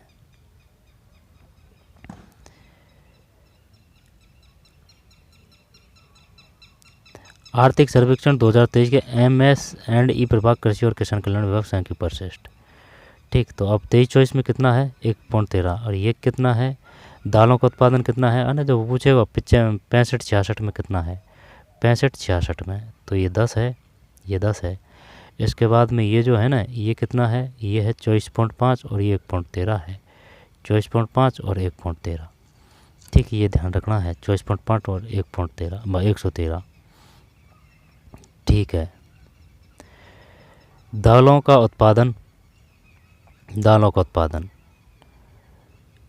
गेहूं का उत्पादन 10-10, फिर ये 24.5 1.13। आर्थिक सर्वेक्षण 2023 में MS&E प्रभाग कृषि और किसान कल्याण विभाग संख्या परिशिष्ट इसके बाद में आगे चलते हैं। एक आरेख बनाकर बताइए कि जो हरित क्रांति एक आरेख बनाकर बताइए कि हरित क्रांति दोनों ही फसलों के लिए समान रूप से फसल सिद्ध हुई है। विचार विमर्श। आधुनिक कृषि विधियों को अपनाने वाले किसान के लिए आवश्यक कार्यशील पूंजी क्या है? ठीक है, पहले की तुलना में कृषि की आधुनिक विधियों के लिए किसानों को अधिक नकद की जरूरत पड़ती है। क्यों? खेत पर जाने के पश्चात अपने क्षेत्र में कुछ किसानों से बात करें और यह मालूम कीजिए आधुनिक या परंपरागत मिश्रित खेती की इन विधियों में से किसान किसका प्रयोग करते हैं। एक टिप्पणी लिखिए। सिंचाई के क्या स्रोत हैं? किसी भूमि के कितने भाग में सिंचाई होती है? बहुत कम, लगभग आदि। समस्त। किसान अपने लिए आवश्यक आगत कहाँ से प्राप्त करते हैं? आगत किसे कहते हैं? आगत। क्या भूमि यह धारण कर पाएगी? भूमि एक प्राकृतिक संसाधन है, अतः इसका सावधानीपूर्वक करने की जरूरत है। क्या भूमि यह धारण कर पाएगी? और क्या था इसमें? और तो कुछ नहीं है। बहुविधि। और ये 10 है और ये 24 पॉइंट और 1.5 है ना। वो जब ये पूछ सकता है कि ये बताइए ये जो दालों का उत्पादन है वो 23-24 में कितना था, आई समझ में? 24.5 है, तो कोई दिक्कत नहीं है भाई। 23-24 है तो इधर भी 24.5 आ रहा है। और ये 113 है, 13 गेहूँ का उत्पादन। वैसे दोबारा देख लेंगे इनको। पालमपुर गांव की कहानी। इसके बाद में ये रह रहा था अपना ना, दोबारा से देख लेते हैं।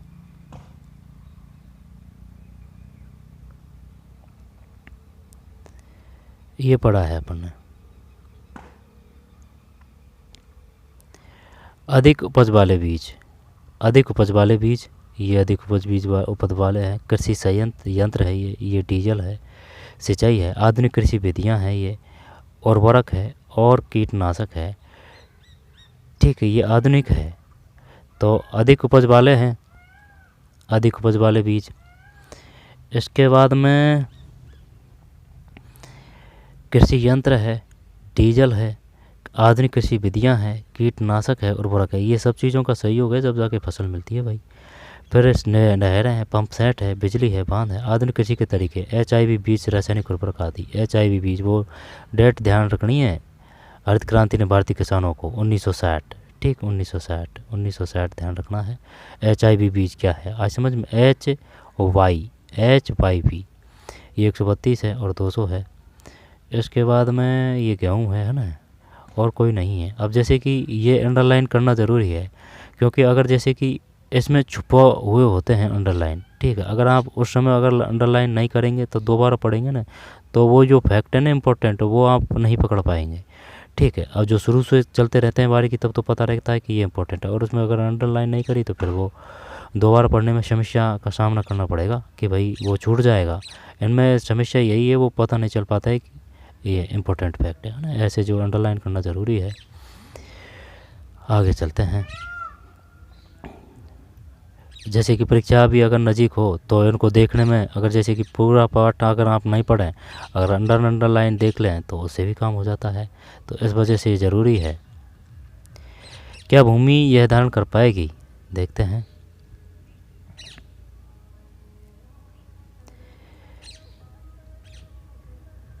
क्या भूमि यह धारण कर पाएगी? भूमि एक प्राकृतिक संसाधन है, अतः इसका सावधानीपूर्वक करने की जरूरत है। वैज्ञानिक रिपोर्टों से संकेत मिलता है कि खेती के आधुनिक कृषि विधियों ने प्राकृतिक संसाधन आधार का अति उपयोग किया है। अनेक क्षेत्रों में हरित क्रांति के कारण उर्वरकों के अधिक प्रयोग से मिट्टी की उर्वरता कम हो गई है। अनेक क्षेत्रों में हरित क्रांति के कारण उर्वरकों के अधिक प्रयोग से मिट्टी की उर्वरता कम हो गई है। ये बात तो सही है। इसके अतिरिक्त नलकूपों से सिंचाई के कारण भूमि के जल सतत प्रयोग से, भाई लगातार अगर वो चलेगी मशीन, वो जैसे कि नलकूप वगैरह है वो खूब पानी देता है तो वो लगातार चलेगा, तो जल स्रोत भूमिगत जल है वो तो कम होगा। सतत प्रयोग से जल स्तर कम हो गया है। ठीक है, कम हो गया है। मिट्टी की उर्वरता और भूजल जैसे पर्यावरण संसाधन कई वर्षों में बनते हैं, कई प्रकार नष्ट होने के बाद उन्हें पुनर्जीवित करना बहुत कठिन है। कृषि का भावी विकास सुनिश्चित करने के लिए हमें पर्यावरण की देखभाल करनी चाहिए। ठीक है, तो इतना कोई ख़ास है नहीं है इसमें। ठीक है, इतना ख़ास है नहीं है, कोई बात नहीं। आगे चलते हैं। जो फैक्चुअल चीज़ है ना वो देखेंगे, उनको ज़्यादा ध्यान देना है, क्योंकि वो है ना, वो याद नहीं होती है।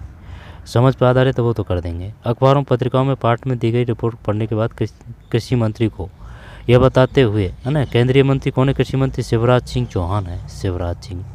ठीक है, शिवराज सिंह चौहान है। और वो कौन है, क्या नाम है? राजस्थान के कृषि मंत्री करोड़लाल मीणा है। को यह बताते हुए अपने शब्दों में एक पत्र लिखिए, कैसे रासायनिक उर्वरकों का प्रयोग हानिकारक हो सकता है। आगे चलते हैं। ये जोतों का प्रकार है। पालमपुर गांव कृषि भूमि का वितरण। ठीक, इधर तो बड़े बड़े खेत हैं, ठीक, और इधर छोटे छोटे खेत हैं। आगे चलते हैं। रासायनिक उर्वरक ऐसे खनिज देते हैं जो पानी में घुल जाते हैं और पौधों को तुरंत उपलब्ध हो जाते हैं, लेकिन मिट्टी इन्हें लंबे समय तक धारण। रासायनिक उर्वरक ऐसे खनिज देते हैं जो पानी में घुल जाते हैं और पौधों को तुरंत उपलब्ध हो जाते हैं, लेकिन मिट्टी इन्हें लंबे समय तक धारण नहीं कर सकती।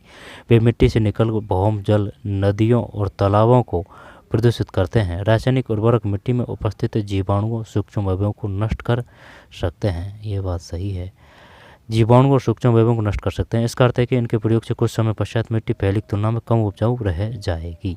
मिट्टी पहले की तुलना कम उपजाऊ रह जाएगी। डाउन टू अर्थ, नई दिल्ली में है ये। देश में रासायनिक खाद का सबसे अधिक प्रयोग पंजाब में है भाई, पंजाब। रासायनिक खाद के निरंतर प्रयोग से मिट्टी की गुणवत्ता को कम कर दिया है। पंजाब के किसानों को पहले का उत्पादन स्तर पाने के लिए अब अधिक से अधिक रासायनिक उर्वरकों और अन्य आगतों का प्रयोग करना पड़ता है। आगत बात आ रही है समझ में? आगत किसे कहते हैं? करना। इसका मतलब है कि वहाँ खेती की लागत बहुत तेज़ी से बढ़ रही है। That even Chandigarh. ठीक है, पंजाब ध्यान रखना है। देश में रासायनिक खाद का सबसे अधिक प्रयोग कहाँ होता है? पंजाब में। और जैविक खेती ज़्यादातर वो सिक्किम में, वहाँ से क्वेश्चन आ चुका है। पालमपुर के किसानों में भूमि किस प्रकार वितरित है? आपने यह जान लिया होगा कि खेती के लिए भूमि कितनी महत्वपूर्ण है। दुर्भाग्यवश खेती के काम में लगे सभी लोगों के पास खेती के लिए पर्याप्त भूमि नहीं है। पालमपुर में 450 परिवारों में से लगभग 1/3 अर्थात 150 परिवारों के पास खेती के लिए भूमि नहीं है, जो अधिकांशतः दलित है। बाकी परिवारों में से 240 परिवार जिनके पास भूमि है 2 हेक्टेयर से कम। यानी कि ये जो 1/3 है ना, इनके पास तो जो 150 परिवार है 1/3 भूमि है, और बाकी के जो 240 है 2 हेक्टेयर है। 2 हेक्टेयर का मतलब 1 हेक्टेयर में 100 वर्ग मीटर। क्षेत्रफल वाले छोटे भूमि के टुकड़ों में खेती करते हैं। भूमि ऐसे टुकड़ों पर खेती करने से किसानों के परिवारों को पर्याप्त आमदनी नहीं होती। बाकी परिवारों में से 240 परिवार जिनके पास भूमि है 2 हेक्टेयर से कम क्षेत्रफल वाले छोटे भूमि टुकड़ों पर खेती करते हैं। भूमि के ऐसे टुकड़ों पर खेती करने से किसानों के परिवारों को पर्याप्त आमदनी नहीं होती। ठीक है, क्योंकि वो ज़मीन ही कम है तो फिर उसमें क्या ही उपजाऊ करेंगे आप, कितना कर पाएंगे? अगर जैसे परिवार की अगर संख्या सही ज़्यादा है तो फिर बेच नहीं पाएंगे, भरण पोषण होगा। और जैसे किसी की हारी बीमारी होगी तो फिर हो जो उससे फिर आय का स्रोत फिर क्या है? अगर जॉब नहीं है तो, और कोई दूसरा व्यवसाय नहीं है तो, और अगर जैसे कि आप कृषि पे ही आधारित हैं तो फिर वो जो गरीबी है ना वो आ जाती है, गरीबी की जो दर है वो बढ़ती है। 1960 में कृषक गोविंद के पास 2.25 हेक्टेयर अधिकतर असिंचित भूमि थी। ठीक है, यानी कि वो सिंचित नहीं थी। गोविंद अपने 3 पुत्रों की मदद से इस भूमि पर खेती करता था। यद्यपि वे बहुत आराम से नहीं रह रहे थे, लेकिन परिवार अपनी भैंस होने वाली कुछ अतिरिक्त आय के द्वारा अपना गुजारा कर रहा था। बात किसकी आ रही है? अतिरिक्त आय गुजारा कर रहा था। गोविंद की मृत्यु के कुछ वर्ष पश्चात यह भूमि उनके तीनों पुत्रों में बट गई। प्रत्येक के पास अब 0.75 हेक्टेयर भूमि का टुकड़ा था। परंतु अब बेहतर सिंचाई व्यवस्था और खेती की आधुनिक विधियों के बावजूद गोविंद बेटे अपनी ज़मीन से गुजारा नहीं कर पा रहे हैं। वर्ष के कुछ भाग में उन्हें कुछ अतिरिक्त कार्य भी ढूंढना पड़ता है।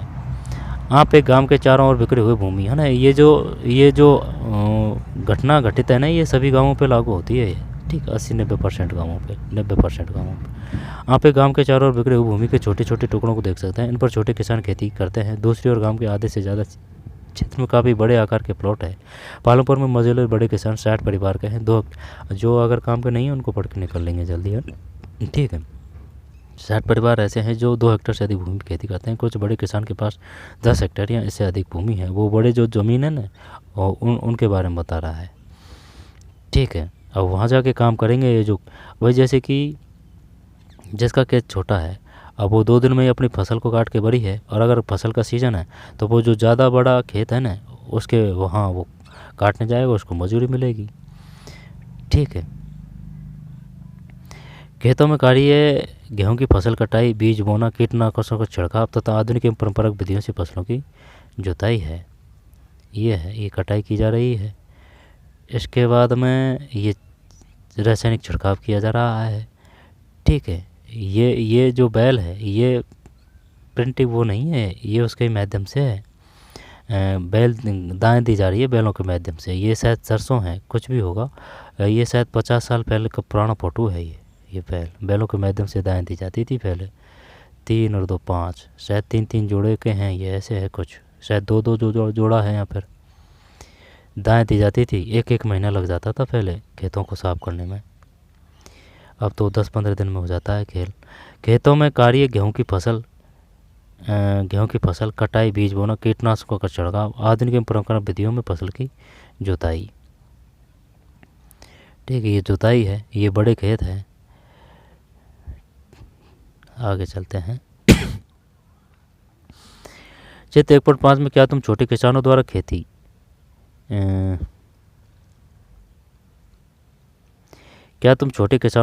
में प्रयुक्त भूमि को छायांकित कर सकते हो? किसानों के इतने अधिक परिवार भूमि के कितने छोटे प्लांटों पर क्यों खेती करते हैं?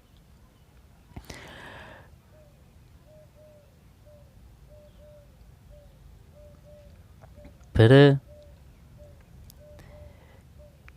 1.1 भारत में किसानों उनके द्वारा खेती में प्रयुक्त भूमि का वितरण दिया गया। इसकी कक्षा में चर्चा करें। कृषि क्षेत्र में कृषकों का वितरण। कृषि क्षेत्र कृषकों की संख्या।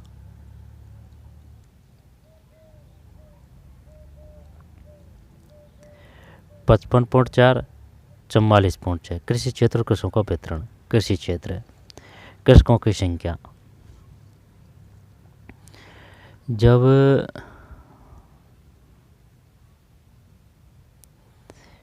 55.4 है 55.4, ये 85 है।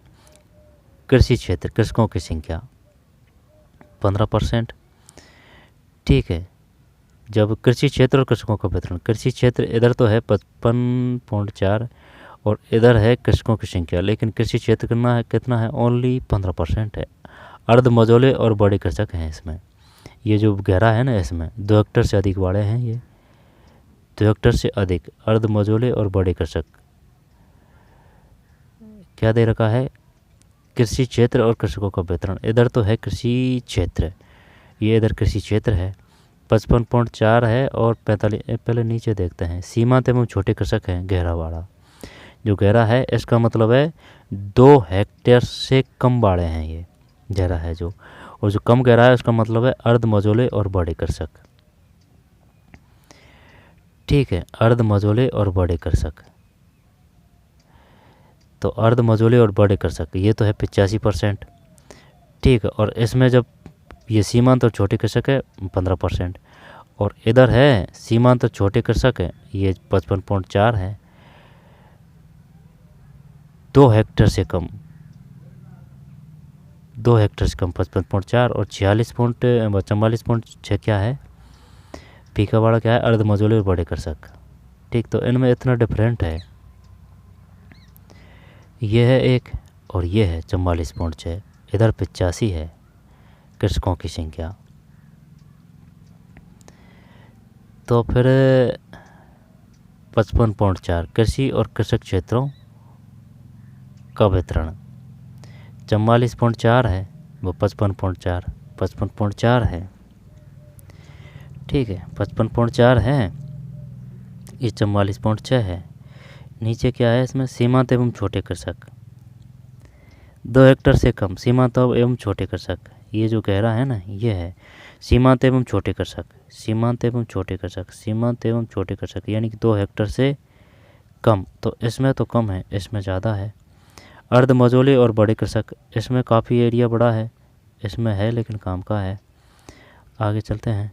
85 यहाँ से आएगा नहीं क्वेश्चन, है ना? नहीं आ सकता है भाई, ये रिपोर्ट दे रखी है 2020 के हिसाब से। आई बात समझ में? वो उठा के पूछ लेगा। ये बताइए जो अर्ध मझोले और बड़े कृषक है, अर्ध मझोले और जो बड़े कृषक है उनकी संख्या कितनी है? तो उनकी है 85%। सही है, 85% है, अर्ध मजदूरी कम फीका है जो। और इसमें कितनी आ जाएगी फिर, ये 15% है। डेट वेट तो नहीं दे रखी इसमें, ये 55 है और ये 44.6 है। 44.6 में ये जो कम है। ठीक है, आगे चलते हैं। कृषि जनगणना 11/12 के अनुसार फिर क्या आप इस बात से सहमत है कि पालमपुर में कृषि भूमि का वितरण असमान है? क्या भारत में भी ऐसी स्थिति है? व्याख्या की, जहाँ ऐसी स्थिति है। श्रम की व्यवस्था कौन करेगा? श्रम की व्यवस्था कौन करेगा? श्रम की व्यवस्था कौन करेगा? भूमि के पश्चात श्रम उत्पादन का दूसरा आवश्यक कारक है ना। अब वो अपन से ये पूछेगा, ये बताइए भूमि के पश्चात यानी कि जो श्रम है वो आवश्यक कारक कौन सा है, पहला है या दूसरा है? सेकंड प्रकार का है ना, ध्यान रखना है, दूसरे प्रकार का है। खेती में बहुत ज़्यादा परिश्रम की आवश्यकता होती है, बात तो बिल्कुल सही है। छोटे किसान अपने परिवार के साथ अपने खेतों में स्वयं काम करते हैं, इस तरह वे खेती के लिए आवश्यक श्रम की व्यवस्था स्वयं ही करते हैं। ठीक है, खुद का करने को बाद में वो दूसरे जो बड़े किसान होते हैं उनके जाते हैं काम करने। मजदूर और बड़े किसान अपने खेतों में काम करने के लिए दूसरे श्रमिकों को किराए पर लगाते हैं। सही है। लेकिन ये जो काम है ना, ये जो तभी मिलता है जब जैसे कि फसल का जो सीज़न होता है, कटाई बुआई वगैरह ना, तभी मिलता है। या फिर निंदाई हो, है ना, उसी समय मिलता है। बाकी का जो समय होता है वो व्यर्थ, यानी कि उनके पास काम नहीं होता है, उसको बोलते हैं प्रच्छन्न बेरोजगारी। ठीक है, आगे चलते हैं।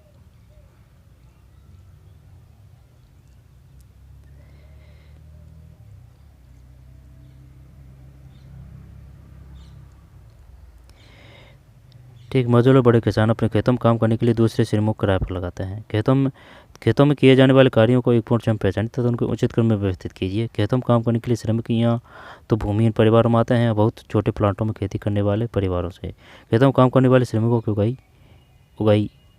उगाई गई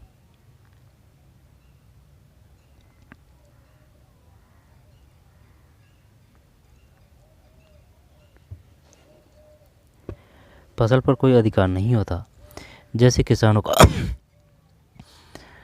किसानों का होता है, बल्कि उन्हें उन किसानों द्वारा मजदूरी मिलती है जिनके लिए वे काम करते हैं। मजदूरी नकद या वस्तु जैसे अनाज के रूप में हो सकती है। कभी कभार श्रमिकों को भोजन भी मिलता है। मजदूरी एक क्षेत्र से दूसरे क्षेत्र, एक फसल से दूसरी फसल और खेत में एक से दूसरे कृषि कार्य जैसे बुआई और कटाई के लिए अलग अलग होती है। बात सही है। रोजगार की अवधि में भी डाला और रामकली के बीच की बातचीत। डाला और रामकली गांव में सबसे निर्धन नागरिक में से हैं। डाला और रामकली, ये और जो स्थिति होती है ना गाँवों में, उनके बारे में बता रहे हैं ये इनडायरेक्ट रूप से, और सबकी स्थिति इसी प्रकार से ही है। 20-30% अलग हो सकता है। आजकल काम मिलना कठिन है। केवल बड़े किसान ही हमें रखते हैं और वह भी बहुत कम दिनों के लिए। हमारे पास जुताई के लिए ट्रैक्टर, कटाई के लिए हार्वेस्टर तथा गहराई के लिए थ्रेसर है। जहाँ तक कि खरपतवार को साफ करने के लिए कुछ किसान खरपतवार नाशकों को छिड़कते हैं। अगर ये सब चीज़ होगी तो फिर भाई काम कम मिलेगा ना, काम कम मिलेगा तो वो गरीब है वो और गरीब होंगे, अगर उन्होंने कोई और धंधा वगैरह नहीं देखा, काम नहीं देखा तो। मुझे स्थानीय साहूकार को 2000 रुपये देने हैं। मैंने पिछली गर्मियों में 1000 रुपये के लिए जब खेतों में काम नहीं था मुझे स्थानीय साहूकार को 2000 रुपये देने हैं। मैंने पिछली गर्मियों में 1000 रुपये लिए थे जब खेतों में काम नहीं था। मैं ऐसे कैसे चुकता कर पाऊँगा? मैं 2 वक्त के भोजन के लिए भी कठिनाई से कमाता हूँ। मुझे स्थानीय साहूकार को 2000 रुपये देने हैं। मैंने पिछली गर्मियों में 1000 रुपये के लिए थे जब खेतों में काम नहीं था। मैं ऐसे कैसे चुकता कर पाऊँगा? मैं 2 वक्त के भोजन के लिए भी कठिनाई से कमाता हूँ। ठीक है, रामकली कह रही है घनश्याम एक बड़ा किसान है और उसने अभी अभी एक हार्वेस्टर खरीदा है, इसलिए इस वर्ष कटाई के मौसम में हमें और भी कम काम। हार्वेस्टर मतलब वो काटने वाला है ना, काटने वाली मशीन में हमें और भी कम काम मिलेगा। पिछले वर्ष मैंने पूरे वर्ष में 5 माह से भी कम समय काम किया था, साल में 5 माह से भी। इस वर्ष मुझे रामगंज में ईंट भट्टे पर काम की तलाश करनी पड़ेगी। ठीक है, मेरी स्थिति भी ज़्यादा अच्छी नहीं है। पिछले कर्ज के कारण साहूकार मुझे ऋण देने से मना कर देते हैं। आगे चलते हैं। फसल पर कोई अधिकार नहीं होता जैसे किसानों का होता है, बल्कि उन्हें उन किसानों द्वारा मजदूरी मिलती है जिनके लिए वे काम करते हैं। मजदूरी नकद या वस्तु जैसे अनाज के रूप में हो सकती है। कभी कभी श्रमिकों को भोजन भी मिलता है। मजदूरी एक ऐसे क्षेत्र से दूसरे क्षेत्र मजदूरी एक क्षेत्र से दूसरे क्षेत्र है ना, ये पढ़ चुके हैं। फिर काफ़ी भिन्नता है। खेत में काम करने वाले श्रमिक या तो दैनिक मजदूरी के आधार पर कार्य करते हैं या उन्हें कार्य विशेष जैसे कि कटाई या पूरे साल के लिए काम पर रखा जा सकता है। डाला पालमपुर में दैनिक मजदूरी पर काम करने वाला एक भूमिहीन श्रमिक है। इसका मतलब है कि उसे लगातार काम ढूंढते रहना पड़ता है। सरकार द्वारा खेतों में काम करने वाले श्रमिकों के लिए एक दिन का न्यूनतम वेतन कितना है? 300 रुपये। सरकार द्वारा खेतों में काम करने वाले श्रमिकों के लिए एक दिन का न्यूनतम वेतन 300 रुपये। 300।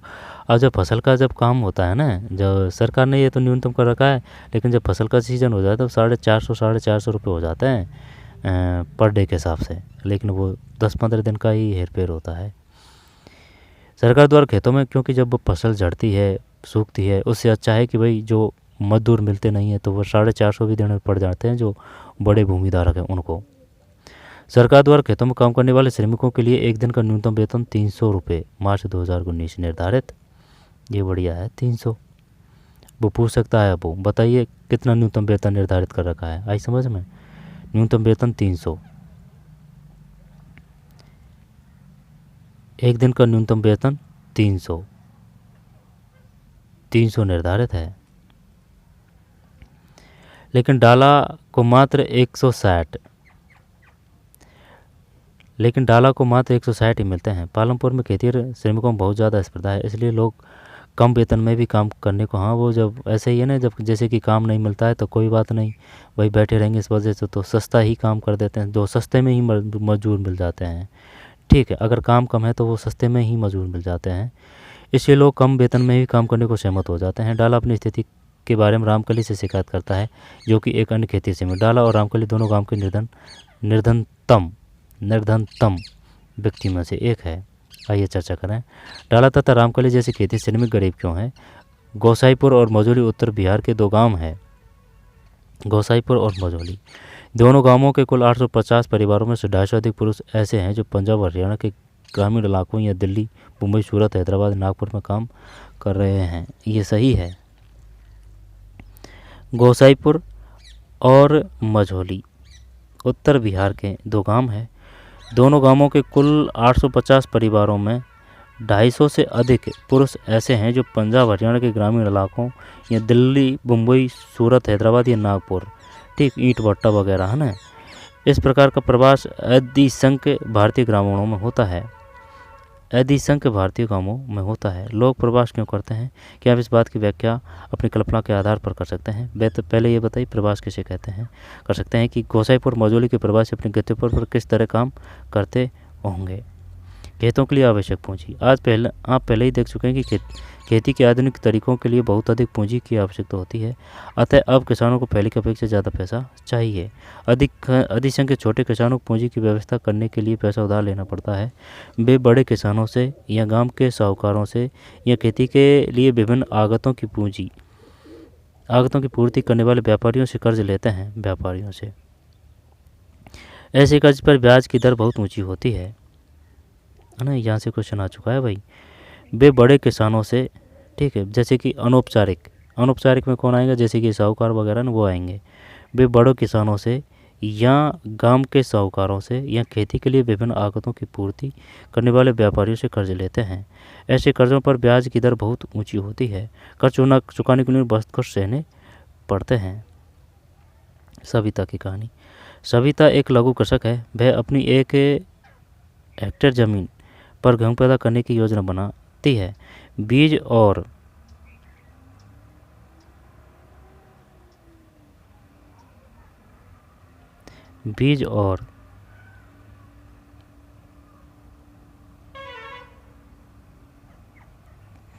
सविता एक कृषक है। वह अपनी 1 हेक्टेयर ज़मीन पर गेहूँ पैदा करने की योजना बनाती है। बीज और कीटनाशकों के अतिरिक्त उसे पानी खरीदने, खेती के औजारों की मरम्मत करवाने के लिए नगद पैसों की ज़रूरत है। इसका अनुमान वे कार्यशील पूंजी के रूप में ही है। दोबारा से देखते हैं सविता की कहानी। ठीक है, सविता की कहानी।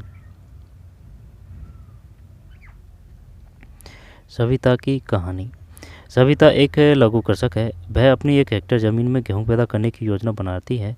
बीज और कीटनाशक अतिरिक्त से पानी खरीदने और खेती के औजारों की मरम्मत करवाने के लिए नकद पैसों की जरूरत है। इसका अनुमान है कि कार्यशील पूंजी के रूप में ही उसे 3,000 रुपये चाहिए। उसके पास पैसा नहीं है, इसलिए वह एक बड़े किसान तेजपाल सिंह से कर्ज लेने का निर्णय लेती है। तेजपाल सिंह सविता को 24% और बैंक बहुत कम देते हैं ब्याज दर। 24% की दर पर 4 महीने के लिए कर्ज देने को तैयार हो जाता है, जो ब्याज की एक बहुत ऊंची दर है। सविता को यह भी वचन देना पड़ता है कि वह कटाई के मौसम में उसके खेतों में एक श्रमिक के रूप में 100 रुपये प्रति, यानी कि आपको उस समय जब जोर पड़ता है ना काम का, फसलों के जब मजदूर नहीं मिलते हैं, तब आपको 100 रुपये प्रतिदिन के हिसाब से काम करना पड़ेगा, है ना, यानी कि डबल घाटा। आप कहाँ काम करेंगे? आप भी कर सकते हैं, आप भी कह सकते हैं कि यह मजदूरी बहुत कम है। सविता जानती है कि उसे अपने खेत की कटाई पूरी करने में बहुत मेहनत करनी पड़ेगी। इसके बाद तेजपाल खेतों में श्रमिक की तरह काम करना होगा। कटाई का समय बहुत व्यस्त होता है। 3 बच्चों की माँ के रूप में उस पर घर के कामों की भी बहुत जिम्मेदारी होती है। 3 बच्चों की माँ के रूप में सविता इन कठोर शर्तों को मानने के लिए तैयार हो जाती है, क्योंकि उसे मालूम है कि छोटे किसानों को कर्ज मिलना बहुत कठिन है। बैंक देते हैं अब कर, ठीक है, ब्याज, और सरकार ने काफ़ी योजना भी चला रखी है।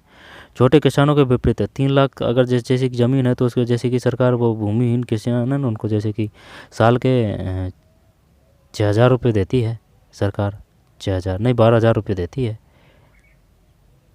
6,000 9,000 नहीं, 6,000 देती है। 6,000 देती है सरकार, ठीक है। केंद्र सरकार, अपने राजस्थान सरकार है, वो 2,000 एक्स्ट्रा नहीं 3,000 देती है, तो कुल 9,000 देती है जनधन योजना के तहत। जनधन साल के 6,000। छोटे किसानों के विपरीत मझोले बड़े किसानों को खेती से बचत होती है। इस तरह छोटे किसानों के विपरीत मझोले बड़े किसानों को खेती से बचत होती है, वो बात सही है, क्योंकि ज़मीन बड़ी है तो उपज भी ज़्यादा होगी। इस तरह से आवश्यक पूंजी की, और अगर उनको बेचने जाएंगे तो फिर जैसे कि बड़ा खेत है, बेचने जाएंगे तो फिर वो काफ़ी उपज मिल जाएगी। मजदूरों और उनका पैसा को काट कूट के अगर वो करते हैं तो छोटे किसानों के विपरीत मजदूर और बड़े किसानों को खेती से बचत होगी। इस तरह वे आवश्यक पूंजी की व्यवस्था कर लेते हैं। इन किसानों की बचत कैसी होती है, आप इसको उत्तर अगले भाग में पाएंगे। हमने उत्पादन के 3 कारकों, ठीक है, कौन कौन से? भूमि, श्रम, पूंजी तथा खेती में उनके प्रयोग के बारे में पढ़ा। आइए अब दिए गए रिक्त स्थानों को भरें। उत्पादन के 3 कारकों में श्रम उत्पादन का सर्वाधिक प्रचुर मात्रा में उपलब्ध कारक है। उत्पादन के 3 कारकों में श्रम उत्पादन का सर्वाधिक प्रचुर मात्रा में उपलब्ध कारक है। ऐसे अनेक लोग हैं जो कामों में, खेती और मजदूर क्रम में काम करने को तैयार हैं, जबकि काम के अवसर सीमित हैं। वे या तो भूमिहीन परिवारों से हैं या उन्हें बहुत कम मजदूरी मिलती है। वे या तो भूमिहीन परिवारों से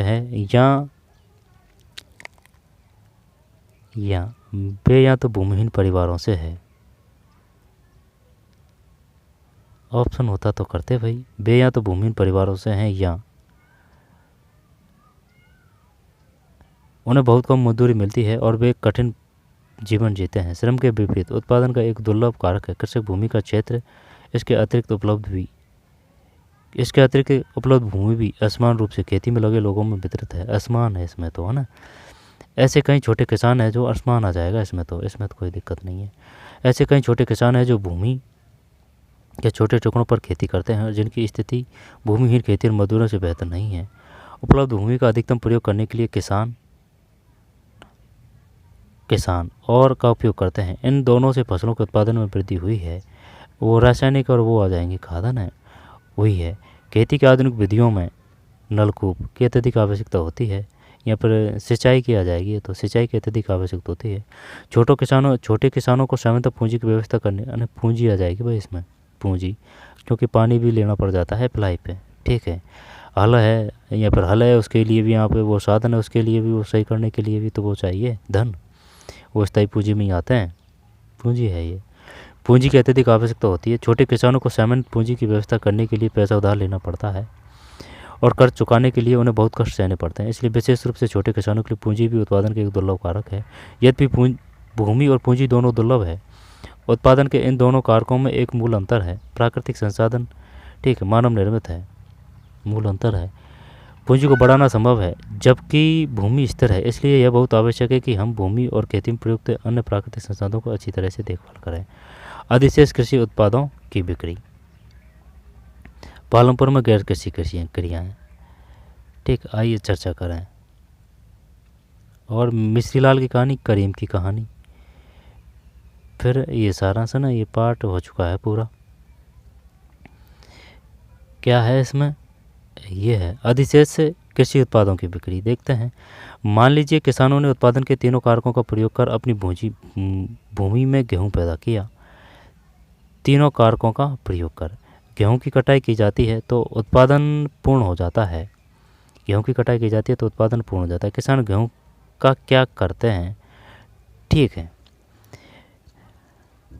सरकार को समर्थन मूल्य बढ़ाना चाहिए, 5-5, 6-6 हज़ार करना चाहिए, ठीक है, तभी जाके तो किसानों को फ़ायदा होगा। लेकिन इससे तो ये है वो और जो पैसे वाले और पैसे वाले होंगे, लेकिन वो तो सरकार स्कीम लाती है, स्कीम के तहत है ना, जो गरीब है उनको हेल्प मिल जाती है, और जो पैसे वाले हैं या फिर उनको ज़मीन ज़्यादा है, जैसे कि सरकार ने 6,000 लाई है, कहीं नहीं कितने से ज़्यादा अगर आपके पास में भूमि है तो आपको वो योजना के पैसे नहीं मिलेंगे ना। तो इस प्रकार की योजना लानी चाहिए, राशि बढ़ानी चाहिए।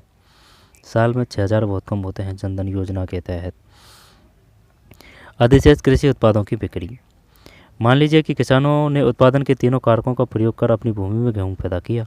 गेहूं की कटाई की जाती है, उत्पादन पूर्ण हो जाता है। किसान गेहूं का क्या कर सकते हैं, वे परिवार के उपयोग के लिए कुछ गेहूं रख लेते हैं और अधिशेष गेहूं को यानी कि बचा हुआ सविता गोविंद के बेटों जैसे छोटे किसान के पास बहुत कम अधिशेष गेहूं होता है, क्योंकि उनका कुल उत्पादन बहुत कम होता है तथा इसमें एक बड़ा भाग वे परिवार की आवश्यकताओं के लिए रख लेते हैं। इसलिए मझोले और बड़े किसान ही बाजार में गेहूं की पूर्ति करते हैं। एक मोटे काम में गेहूं से लदी बाजार जाती बैलगाड़ी देख सकते हैं। बाजार में व्यापारी गेहूं खरीदकर इसे आगे कस्बों और शहरों में दुकानदारों को बेच देते हैं। जब ये जो व्यापारी है ना, ये भी कम में लेते हैं, सरकार के साथ ने जो तय कर रखा है ना, उनसे भी कम में लेते हैं। ये एक बार माल चल जाता है ना उनके पास में, ये मंडी वगैरह में, तो वो उनके हिसाब से करते हैं। किसान ऐसे करता है कि भाई आया हूँ, जाऊँगा, वो किराया भाड़ा लगेगा, तो वो उसको सस्ते में जो होता है उससे भी वो सस्ते में दे देते हैं। सरकार को कठोर नियम बनाने चाहिए कि इससे कम कोई नहीं देगा, न कहीं कोई नहीं लेगा। अगर कोई व्यापारी इस प्रकार से लेता है तो उसका जो लाइसेंस वगैरह है वो सस्पेंड करने चाहिए। भारत में व्यापारी गेहूं खरीदकर उसे आगे कस्बों और शहरों के दुकानदारों को बेच देते हैं। और ये वो भी करते हैं क्या, वो जैसे कि इकट्ठा कर लेते हैं, और जब जैसे कि भाव बढ़ता है ना, जब ये सेठ और साहूकार तब उस यानी किसानों से तो खरीद लेते हैं, इकट्ठा कर लेते हैं, इकट्ठा करने के बाद में जब भाव बढ़ता है, ठीक है, तब उसको बेचते हैं। जैसे कि तिलम वगैरह हो, इस प्रकार की व्यापारी की जो फसल है जिसका जैसे कि भाव 6,000 है तो उन्होंने खरीद लिया, फिर जब भाव आ जाता है 10,000 पर कुंटल तब ये बेचते हैं। व्यापार में व्यापारी गेहूं खरीदकर उसे आगे कस्बों और शहरों के दुकानदारों को बेच देते हैं। एक बड़े किसान तेजपाल सिंह को अपनी समस्त भूमि में 350 कुंटल अधिशेष गेहूं प्राप्त होता है। ठीक है, इतना गेहूं बच जाता है भाई। अपने अतिरिक्त गेहूं को वह रायगंज के बाजार में बेच देता है और अच्छी कमाई करता है। तेजपाल सिंह इस कमाई का क्या करता है, पिछले वर्ष तेजपाल सिंह ने अधिकांश पैसा बैंक के अपने खाते में जमा कर दिया। बाद में उसने इस पैसे का उपयोग सविता जैसे किसानों को कर्ज देने में किया। ठीक है, क्योंकि वो बैंक में पैसा तो बढ़ेगा और बैंक उनको ब्याज दर भी देता है भाई, पैसा अगर जमा है तो। लेकिन सरकार अब किसानों को भी लोन देते हैं, ठीक है, जिन्हें कर्ज की आवश्यकता थी उन्हें बचत का उपयोग अगले मौसम की खेती के लिए कार्यशील पूंजी की व्यवस्था करने में भी किया। इस वर्ष तेजपाल सिंह बचत के पैसों से एक और ट्रैक्टर खरीदने की योजना बना रहा है। कार्यशील पूंजी की व्यवस्था करने में भी किया। ठीक, कार्यशील पूंजी की व्यवस्था, कार्यशील पूंजी मतलब जैसे कि ट्रैक्टर है, ठीक है, जैसे कि आधुनिक मशीन है, सिंचाई पंप है, ठीक है, या फिर फसल काटने की मशीन है, या फिर वो जैसे कि सिंचाई वो छिड़काव करने की मशीन है, वो लिया है, वो आ जाएगा कार्यशील पूंजी में। कार्यशील पूछेगा वो कार्यशील पूंजी में क्या क्या है।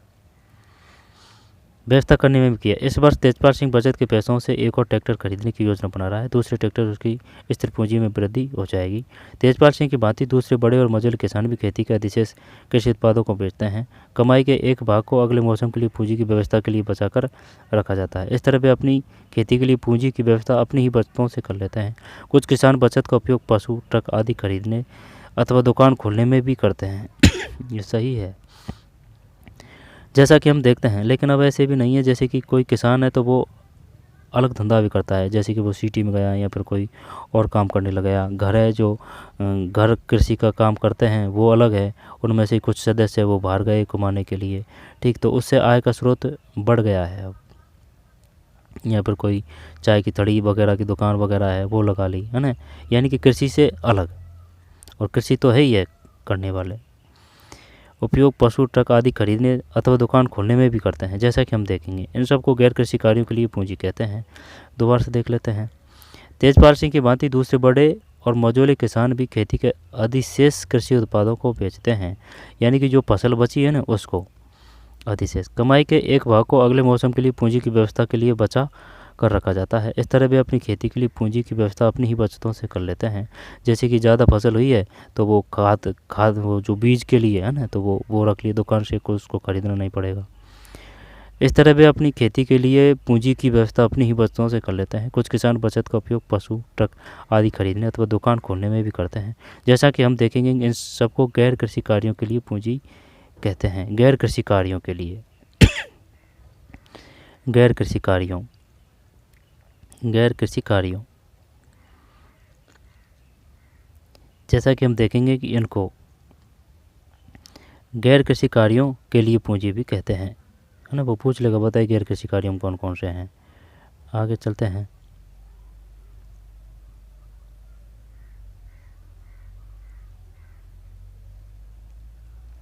पालमपुर में गैर कृषि कार्य। हमने देखा कि पालमपुर में खेती प्रमुख उत्पादन क्रिया है। अब हम कुछ गैर कृषि उत्पादन क्रियाओं पर विचार करेंगे। पालमपुर में काम करने वाले केवल 25% लोग कृषि के अतिरिक्त अन्य कार्य करते हैं। डेयरी अन्य प्रचलित क्रिया, हाँ ये सही है। पालमपुर के कई परिवारों में डेयरी एक प्रचलित क्रिया है। लोग अपनी भैंसों को कई तरह की घास और बरसात के मौसम में उगने वाली ज्वार और बाजरा चरी खिलाते हैं। दूध को निकट के बड़े गांव रायगंज में भेजा जाता है। साहेबपुर शहर के 2 व्यापारियों ने रायगंज में दूध संग्रहण एवं शीतलन केंद्र खोला हुआ है, जहां से दूध और दूर दराज के शहरों और कस्बों में बेचा जाता है। ठीक है। उत्पादन उपभोग, अधिशेष उत्पादन उपभोग और अगले वर्ष के लिए पूंजी। वर्ष 1 100 120, उपभोग 40 अधिशेष उत्पादन उपभोग 60, अगले वर्ष के लिए पूंजी 60, अधिशेष उत्पादन अगले वर्ष के लिए पूंजी 60, 120, उपभोग 40। ठीक है भाई, अब ये 40 इसमें लगेगा, ये 60 पर दोबारा थोड़े रखने पड़ेंगे उनको। सही है। उत्पादन उपभोग 40, अधिशेष उत्पादन अगले वर्ष के लिए पूंजी, ठीक, 40।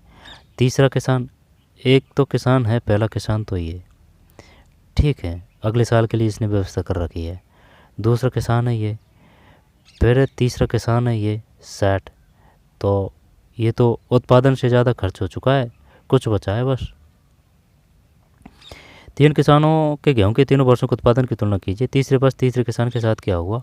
क्या वह उत्पादन जारी रख सकता है? उत्पादन जारी रखने के लिए उसे क्या करना होगा? 60, तो फिर उसको लिए उसको कर्ज लेना पड़ेगा। अगर वो औपचारिक रूप से बैंक अगर से लगा ना तो फिर सही रहेगा। पालमपुर में लघु स्तरीय विनिर्माण का एक उदाहरण। इस समय पालमपुर में 50 से कम लोग विनिर्माण कार्यों में लगे हैं। ये भी सही है, मजदूरी पे चल जाते हैं लोग, ठीक है, जैसे कि 500 600 500 तो है ही है पर डे के हिसाब से, तो उससे भी काफ़ी उपज हो जाती है। कृषि फसल वो तो है ही है, वो 2 हेक्टेयर से कम है ना, उनके बाड़े के लिए है। अब जैसे कि उनके जिनके पास में 10-12-10-15 हेक्टेयर है तो फिर उनको तो लिए क्या ही ज़रूरत है। इस समय पालमपुर में 50 से कम लोग विनिर्माण कार्यों में लगे हैं। शहरों और कस्बों में बड़ी फैक्ट्रियों में होने वाले विनिर्माण के लिए विपरीत पालमपुर में विनिर्माण में बहुत सरल उत्पादन विधियों का प्रयोग होता है। उसे छोटे पैमाने पर ही किया जाता है। विनिर्माण कार्य पारिवारिक श्रम की सहायता से अधिकतर घरों या खेतों में किया जाता है। श्रमिकों को कभी कभार ही किराए पर लिया जाता है। ठीक है, पालमपुर में ब्लॉक स्तरीय विनिर्माण का एक उदाहरण। विधियों का प्रयोग, विनिर्माण मतलब ये बिल्डिंग वगैरह बनाने वाले का है, कंस्ट्रक्शन में, उसमें है। बहुत सरल उत्पादन विधियों का प्रयोग होता है, उसे छोटे पैमाने पर ही किया जाता है। विनिर्माण कार्य पारिवारिक श्रम की सहायता से अधिकतर घरों या खेतों में किया जाता है।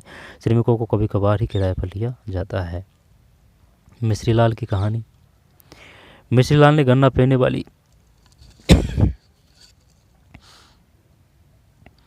मिश्रीलाल ने गन्ना पेरने वाली एक मशीन खरीदी जो बिजली से चलती है। उसे अपने खेत में लगाया है। पहले गन्नों को पेरने का काम बैलों की मदद से किया जाता था, बात सही है, पर अब लोग इसे मशीनों से करना पसंद करने पहले, हाँ सही है, आधुनिक, पहले हाथों से भी काटा जाता था, पर अब लोग इसे मशीनों से करना पसंद करते हैं। पहले गायों बैलों से बोक किया जाता था ना, तो पहले काफ़ी हार्ड वर्क होता था, पर अब लोग इसे मशीनों से करना पसंद करते हैं। मिश्रीलाल दूसरे किसानों से भी गन्ना खरीद कर उसे गुड़ बनाता है। गुड़ को फिर शाहपुर के व्यापारियों को बेचा जाता है। इस प्रकार मिश्रीलाल थोड़ा लाभ कमा लेता है। सही है, मिश्रीलाल की कहानी। इधर क्या है, करीम की कहानी। करीम ने गांव में एक कंप्यूटर केंद्र खोल लिया है। हाल ही के वर्षों में कई विद्यार्थी शाहपुर शहर के कॉलेज जाने लगे हैं। करीम ने देखा कि गांव के कई छात्र शहर की कंप्यूटर कक्षा में जाते हैं। गांव में 2 महिलाओं के पास कंप्यूटर अनुप्रयोग में डिग्री थी। उसने उन्हें काम पर लगाने का निश्चय किया। उसने कंप्यूटर खरीदे और अपने घर में बाजार की ओर खुले बाहर के कमरे में कक्षाएं प्रारंभ की। कंप्यूटर कक्षाएं, तो ये भी सही है, उससे उसका उपयोजा हो जाता है। हाई स्कूल के छात्रों ने पर्याप्त संख्या में कक्षा में आना प्रारंभ कर दिया। तो भाई वो कृषि पर आश्रित रहना वो गलत है। तो ये भी नहीं है कि भाई अगर जैसे कि ये जो धंधे हैं ये ऐसे ही नहीं चलते हैं। ठीक है, अगर आप उसमें पूंजी भी लगा देते हैं और अगर धंधा भी नहीं चला तो फिर वो काफ़ी दुखदाई हो सकता है। ठीक है, पर डे का हिसाब से सही है, मजदूरी के हिसाब से। अगर वो आपके पैसा अगर पूंजी अगर ज़्यादा आ जाए फिर आप कर सकते हैं इस प्रकार के कोई बिजनेस वगैरह। मिश्रीलाल को गुड़ बनाने की उत्पादन इकाई लगाने में कितनी पूंजी की जरूरत पड़ी? इस कार्य में श्रम कौन उपलब्ध कराता है? क्या आप अनुमान लगा सकते हैं मिश्रीलाल क्यों अपना लाभ नहीं बढ़ा पा रहा है? क्या आप ऐसे कारणों के बारे में सोच सकते हैं जिससे उसे हानि भी हो सकती है? ठीक है, मिश्रीलाल अपना गुड़ गांव में नहीं बेचकर शाहपुर के व्यापारियों को क्यों बेचता है? पालमपुर के दुकानदार। पालमपुर में ज़्यादा लोग व्यापार वस्तु विनिमय नहीं करते। पालमपुर के व्यापारी वे दुकानदार हैं जो शहरों के थोक व्यापारों से कई प्रकार की वस्तु खरीदते हैं, उन्हें गांव में लाकर बेचते हैं। अब देखिए, गांव में छोटे जनरल स्टोर में चावल, गेहूं, चाय, तेल, बिस्कुट, साबुन, टूथपेस्ट, बैटरी, मोमबत्तियाँ, कॉपियाँ, पेन, पेंसिल, यहाँ तक कुछ कपड़े भी बिकते हैं। कुछ परिवारों ने जिनके घर बस स्टैंड के निकट है वे अपने घर के एक भाग में छोटी दुकान खोल ली है। वे खाने की चीज़ें बेचते हैं, तो इससे कुछ उबेजा हो जाता है। भाई उनको किराया तो देना ही नहीं है दुकान का। करीब की पूंजी श्रम के स्वरूप से मिश्रीलाल की पूंजी और श्रम से भिन्न है। इससे पहले किसी और ने कंप्यूटर केंद्र क्यों नहीं शुरू किया? संभावित कारणों की चर्चा कीजिए। ठीक है, परिवहन तेजी से विकसित होता है एक क्षेत्र। पालमपुर में रायगंज के बीच सड़क पर कई प्रकार के वाहन चलते हैं। रिक्शा वाले, तांगे वाले, जीप, ट्रैक्टर, ट्रक ड्राइवर तथा परंपरागत बैलगाड़ी और दूसरी गाड़ियाँ चलाने वाले भी लोग हैं जो परिवहन सेवाओं में शामिल हैं। वे लोगों और वस्तुओं को एक जगह से दूसरी जगह पहुंचाते हैं। इसके बदले में उन्हें पैसे मिलते हैं। गत कई वर्षों में परिवहन से जुड़े लोगों की संख्या बहुत बढ़ गई है। किशोर की कहानी। किशोर एक खेतीहर मजदूर है। अन्य ऐसे ही श्रमिकों की भांति किशोरों को अपनी मजदूरी से अपने घर परिवार की आवश्यकता पूरी करने में कठिनाई होती है। कुछ वर्ष पहले किशोर ने वर्ष बैंक से कर्ज लिया था। यह एक सरकार सहकारी कार्यक्रम के अंतर्गत था जिसमें भूमिहीन निर्धन परिवार को सस्ते कर्ज दिए जा रहे थे। ये सही है, ठीक है, क्योंकि वो उसमें आपको जमाई कराना पड़ता है, ब्याज नहीं देना होता है। तो अगर गरीब को अगर 1 लाख भी रुपये मिल गए सरकार की तरफ से तो वो काफ़ी है। किशोरों ने इस पैसे से एक भैंस खरीदी। अब वह भैंस का दूध बेचता है। अब उसने अपनी भैंसा गाड़ी भी बना ली है। जिसमें वह कई प्रकार के सामान ले जाता है। सप्ताह में एक दिन वह गंगा के किनारे कुम्हार के लिए मिट्टी लेकर आता है, या कभी कभी वह घोड़ा अथवा अन्य वस्तुओं को लेकर शाहपुर जाता है। हर एक महीने उसे परिवहन संबंधित कोई न कोई काम मिल जाता है। परिणामस्वरूप किशोर पिछले वर्षों की तुलना में अब अधिक कमाने लगा है। आइए चर्चा करें, किशोर की स्थायी पूंजी क्या है? क्या आप सोच सकते हैं कि उसकी कार्यशील पूंजी कितनी होगी? किशोर कितनी उत्पादक क्रियाओं में लगा हुआ है? क्या आप ये कह सकते हैं किशोर को पालमपुर की अच्छी सड़कों से लाभ हुआ है? हाँ, हुआ है। गांव में खेती मुख्य उत्पादन क्रिया है। पिछले वर्षों में खेती की विधियों कई महत्वपूर्ण परिवर्तन हुए हैं। इनकी वजह से किसान उतनी ही भूमि से अधिक फसल पैदा करने लगे हैं। यह एक महत्वपूर्ण उपलब्धि है। क्योंकि भूमि स्थायी तथा दुर्लभ है। भूमि स्थायी तथा दुर्लभ है। उत्पादन को बढ़ाने के लिए भूमि और अन्य प्राकृतिक संसाधनों पर बहुत अधिक दबाव पड़ा है। खेती की नई विधियों में कम पूंजी परंतु अधिक पूंजी की जरूरत पड़ती है। मझोले और बड़े किसान अपने उत्पादन से हुई बचत से अगले मौसम के लिए पूंजी की व्यवस्था कर लेते हैं। ठीक, दूसरी ओर छोटे किसानों के लिए, जो भारत में किसानों की कुल संख्या का 80% भाग है, कितने हैं? 80% भाग है। ये ध्यान रखना भाई, आई समझ में। फैक्ट कहीं वो है एनसीईआरटी में, वहाँ से क्वेश्चन आ सकता है। भारत में किसानों की कुल संख्या का 80% भाग है। पूंजी की व्यवस्था करना बहुत कठिन है। उनके भूखंड का आकार छोटा होने के कारण उनका उत्पादन पर्याप्त नहीं होता। अतिरिक्त साधनों की कमी के कारण वे अपनी बचत से पूंजी नहीं निकाल पाते, अतः उन्हें कर्ज लेना पड़ता है। कर्ज के अतिरिक्त कई छोटे किसानों को अपने व अपने परिवार के भरण पोषण के लिए खेती और मजदूरों के रूप में अतिरिक्त काम करना पड़ता है। स्वयंपूर्ति उत्पादन के लिए अन्य कारकों की तुलना में सबसे अधिक प्रचुर है, अतः नई विधियों में श्रम का अधिक प्रयोग करना आदर्श होता है। दुर्भाग्यवश ऐसा नहीं हुआ है। खेती में श्रमिकों का उपयोग सीमित है।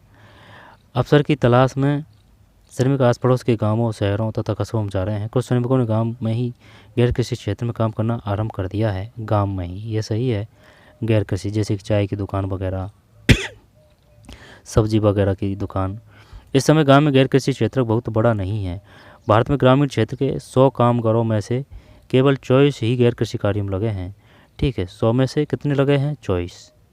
ठीक, 100 में से 24।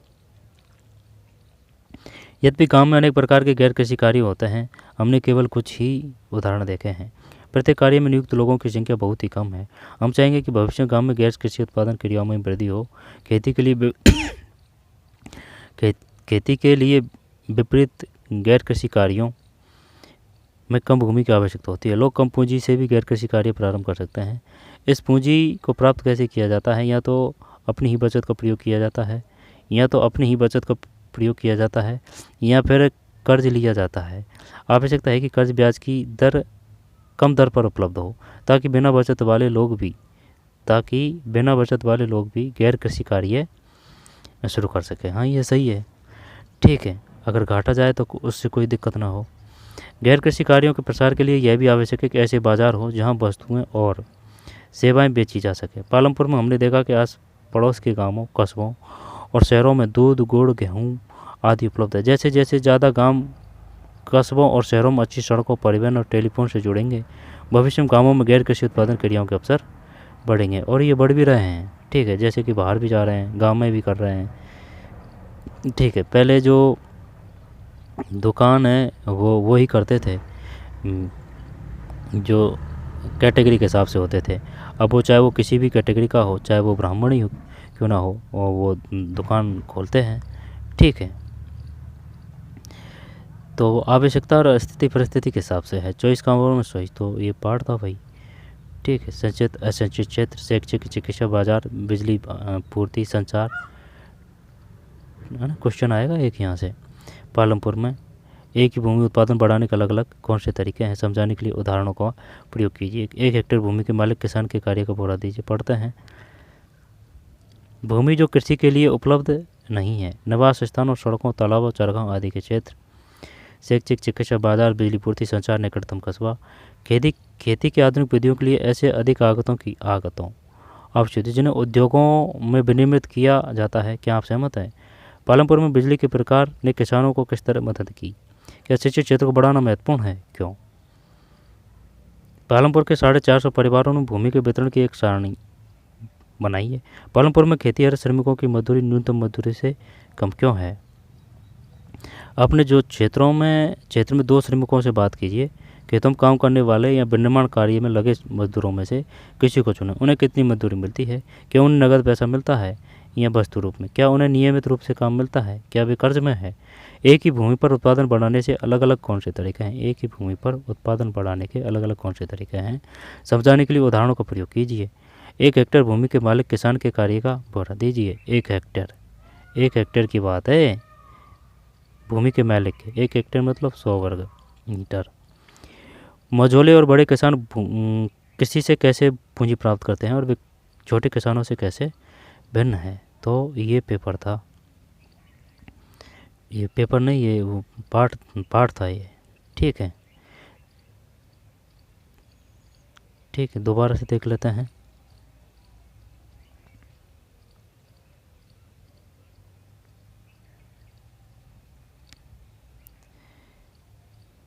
ये पार्ट था। अब इसमें से जो इम्पोर्टेंट है ना काम के, उसका एक सेपरेट वीडियो बनाएंगे, जिससे कि ये जो लंबा का लंबा वीडियो ना देखना पड़े एग्ज़ाम दृष्टि से। और वो अभी करेंगे, क्योंकि फिर भूल जाएंगे भाई कौन सा इम्पोर्टेंट है कौन सा नहीं है। वैसे करने को तो अंडरलाइन कर दी है, पालमपुर गांव की कहानी ये है। ठीक है, बताइए कौन सी गैर कृषि क्रिया है, कौन सी गैर कृषि क्रिया नहीं है, अन्य इस प्रकार से क्वेश्चन पूछेगा। बताइए जो 4 चीज़ें आवश्यक है वो किसके लिए आवश्यक है, उत्पादन के लिए। श्रम किस में आएगा, भौतिक पूंजी क्या है। ठीक है, जो टरबाइन कंप्यूटर है वो किस में आएंगे, स्थायी पूंजी। ठीक, कच्चा माल। चौथी आवश्यकता कौन सी होती है, मानव पूंजी कहते हैं चौथी पूंजी। ठीक है, जो मानव आएगा वो किस में आएगा। ठीक है, मानव पूंजी है उत्पादन के कारक। भूमि स्थिर है 75% लोग। ठीक, 75% पूछ सकता है वो 1960 से आज तक। ठीक, 100 मीटर की भुजा वाले, ये याद रखना है, 100 मीटर वर्ग 1 हेक्टेयर, मतलब 100 मीटर के भुजा वाले वर्ग जिसकी भुजा बराबर होती है। ठीक है, 1970 के बाद में 200 हेक्टेयर। ये 40% से भी कम क्षेत्र में सिंचाई होती है। ठीक है, बहुविध फसल प्रणाली क्या है। ठीक है, ये नाम ध्यान रखना है, बहुविध फसल प्रणाली। खरीफ मौसम इसमें छुपे हुए हैं, जैसे कि मौसम रबी में गेहूँ। ठीक है, डायरेक्ट रूप से क्वेश्चन है। खरीफ है तो जैसे कि किसान और ये ज्वार और बाजरा है अक्टूबर और दिसंबर के बीच।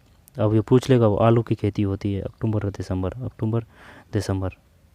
ठीक है, अंडरलाइन ही कर देता हूँ मैं इस पर।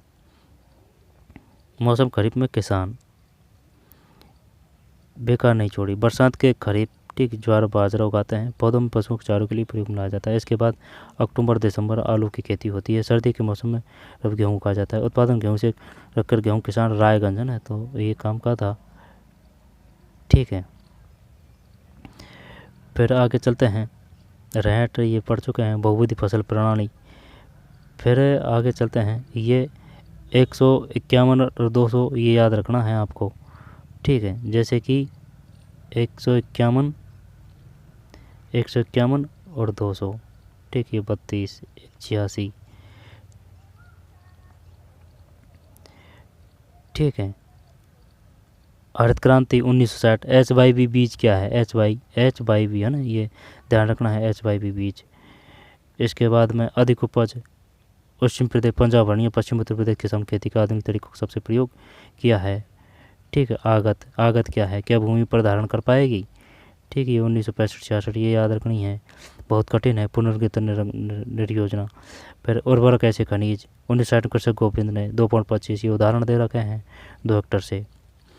फिर पालमपुर किसान भूमि किस प्रकार वितरित है ना, पढ़ चुके हैं, कोई दिक्कत नहीं है।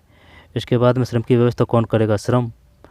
ठीक है, ये 15 है, ये 85 है। अर्ध मजोले बड़े कृषक, और इधर है सीमांत और छोटे कृषक 2 हेक्टर से कम, ये 2 हेक्टर से अधिक है। फिर आगे चलते हैं। दिन का न्यूनतम 300 वेतन निश्चित किया गया है। ये पूछ सकता है वो कितना सरकार ने कितने किया है। एक दिन का न्यूनतम 300 है खेतों में काम। 100 प्रतिदिन पर काम करेगी।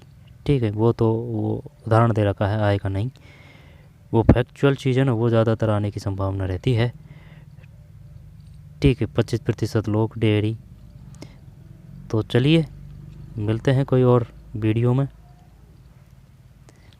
ठीक है, धन्यवाद।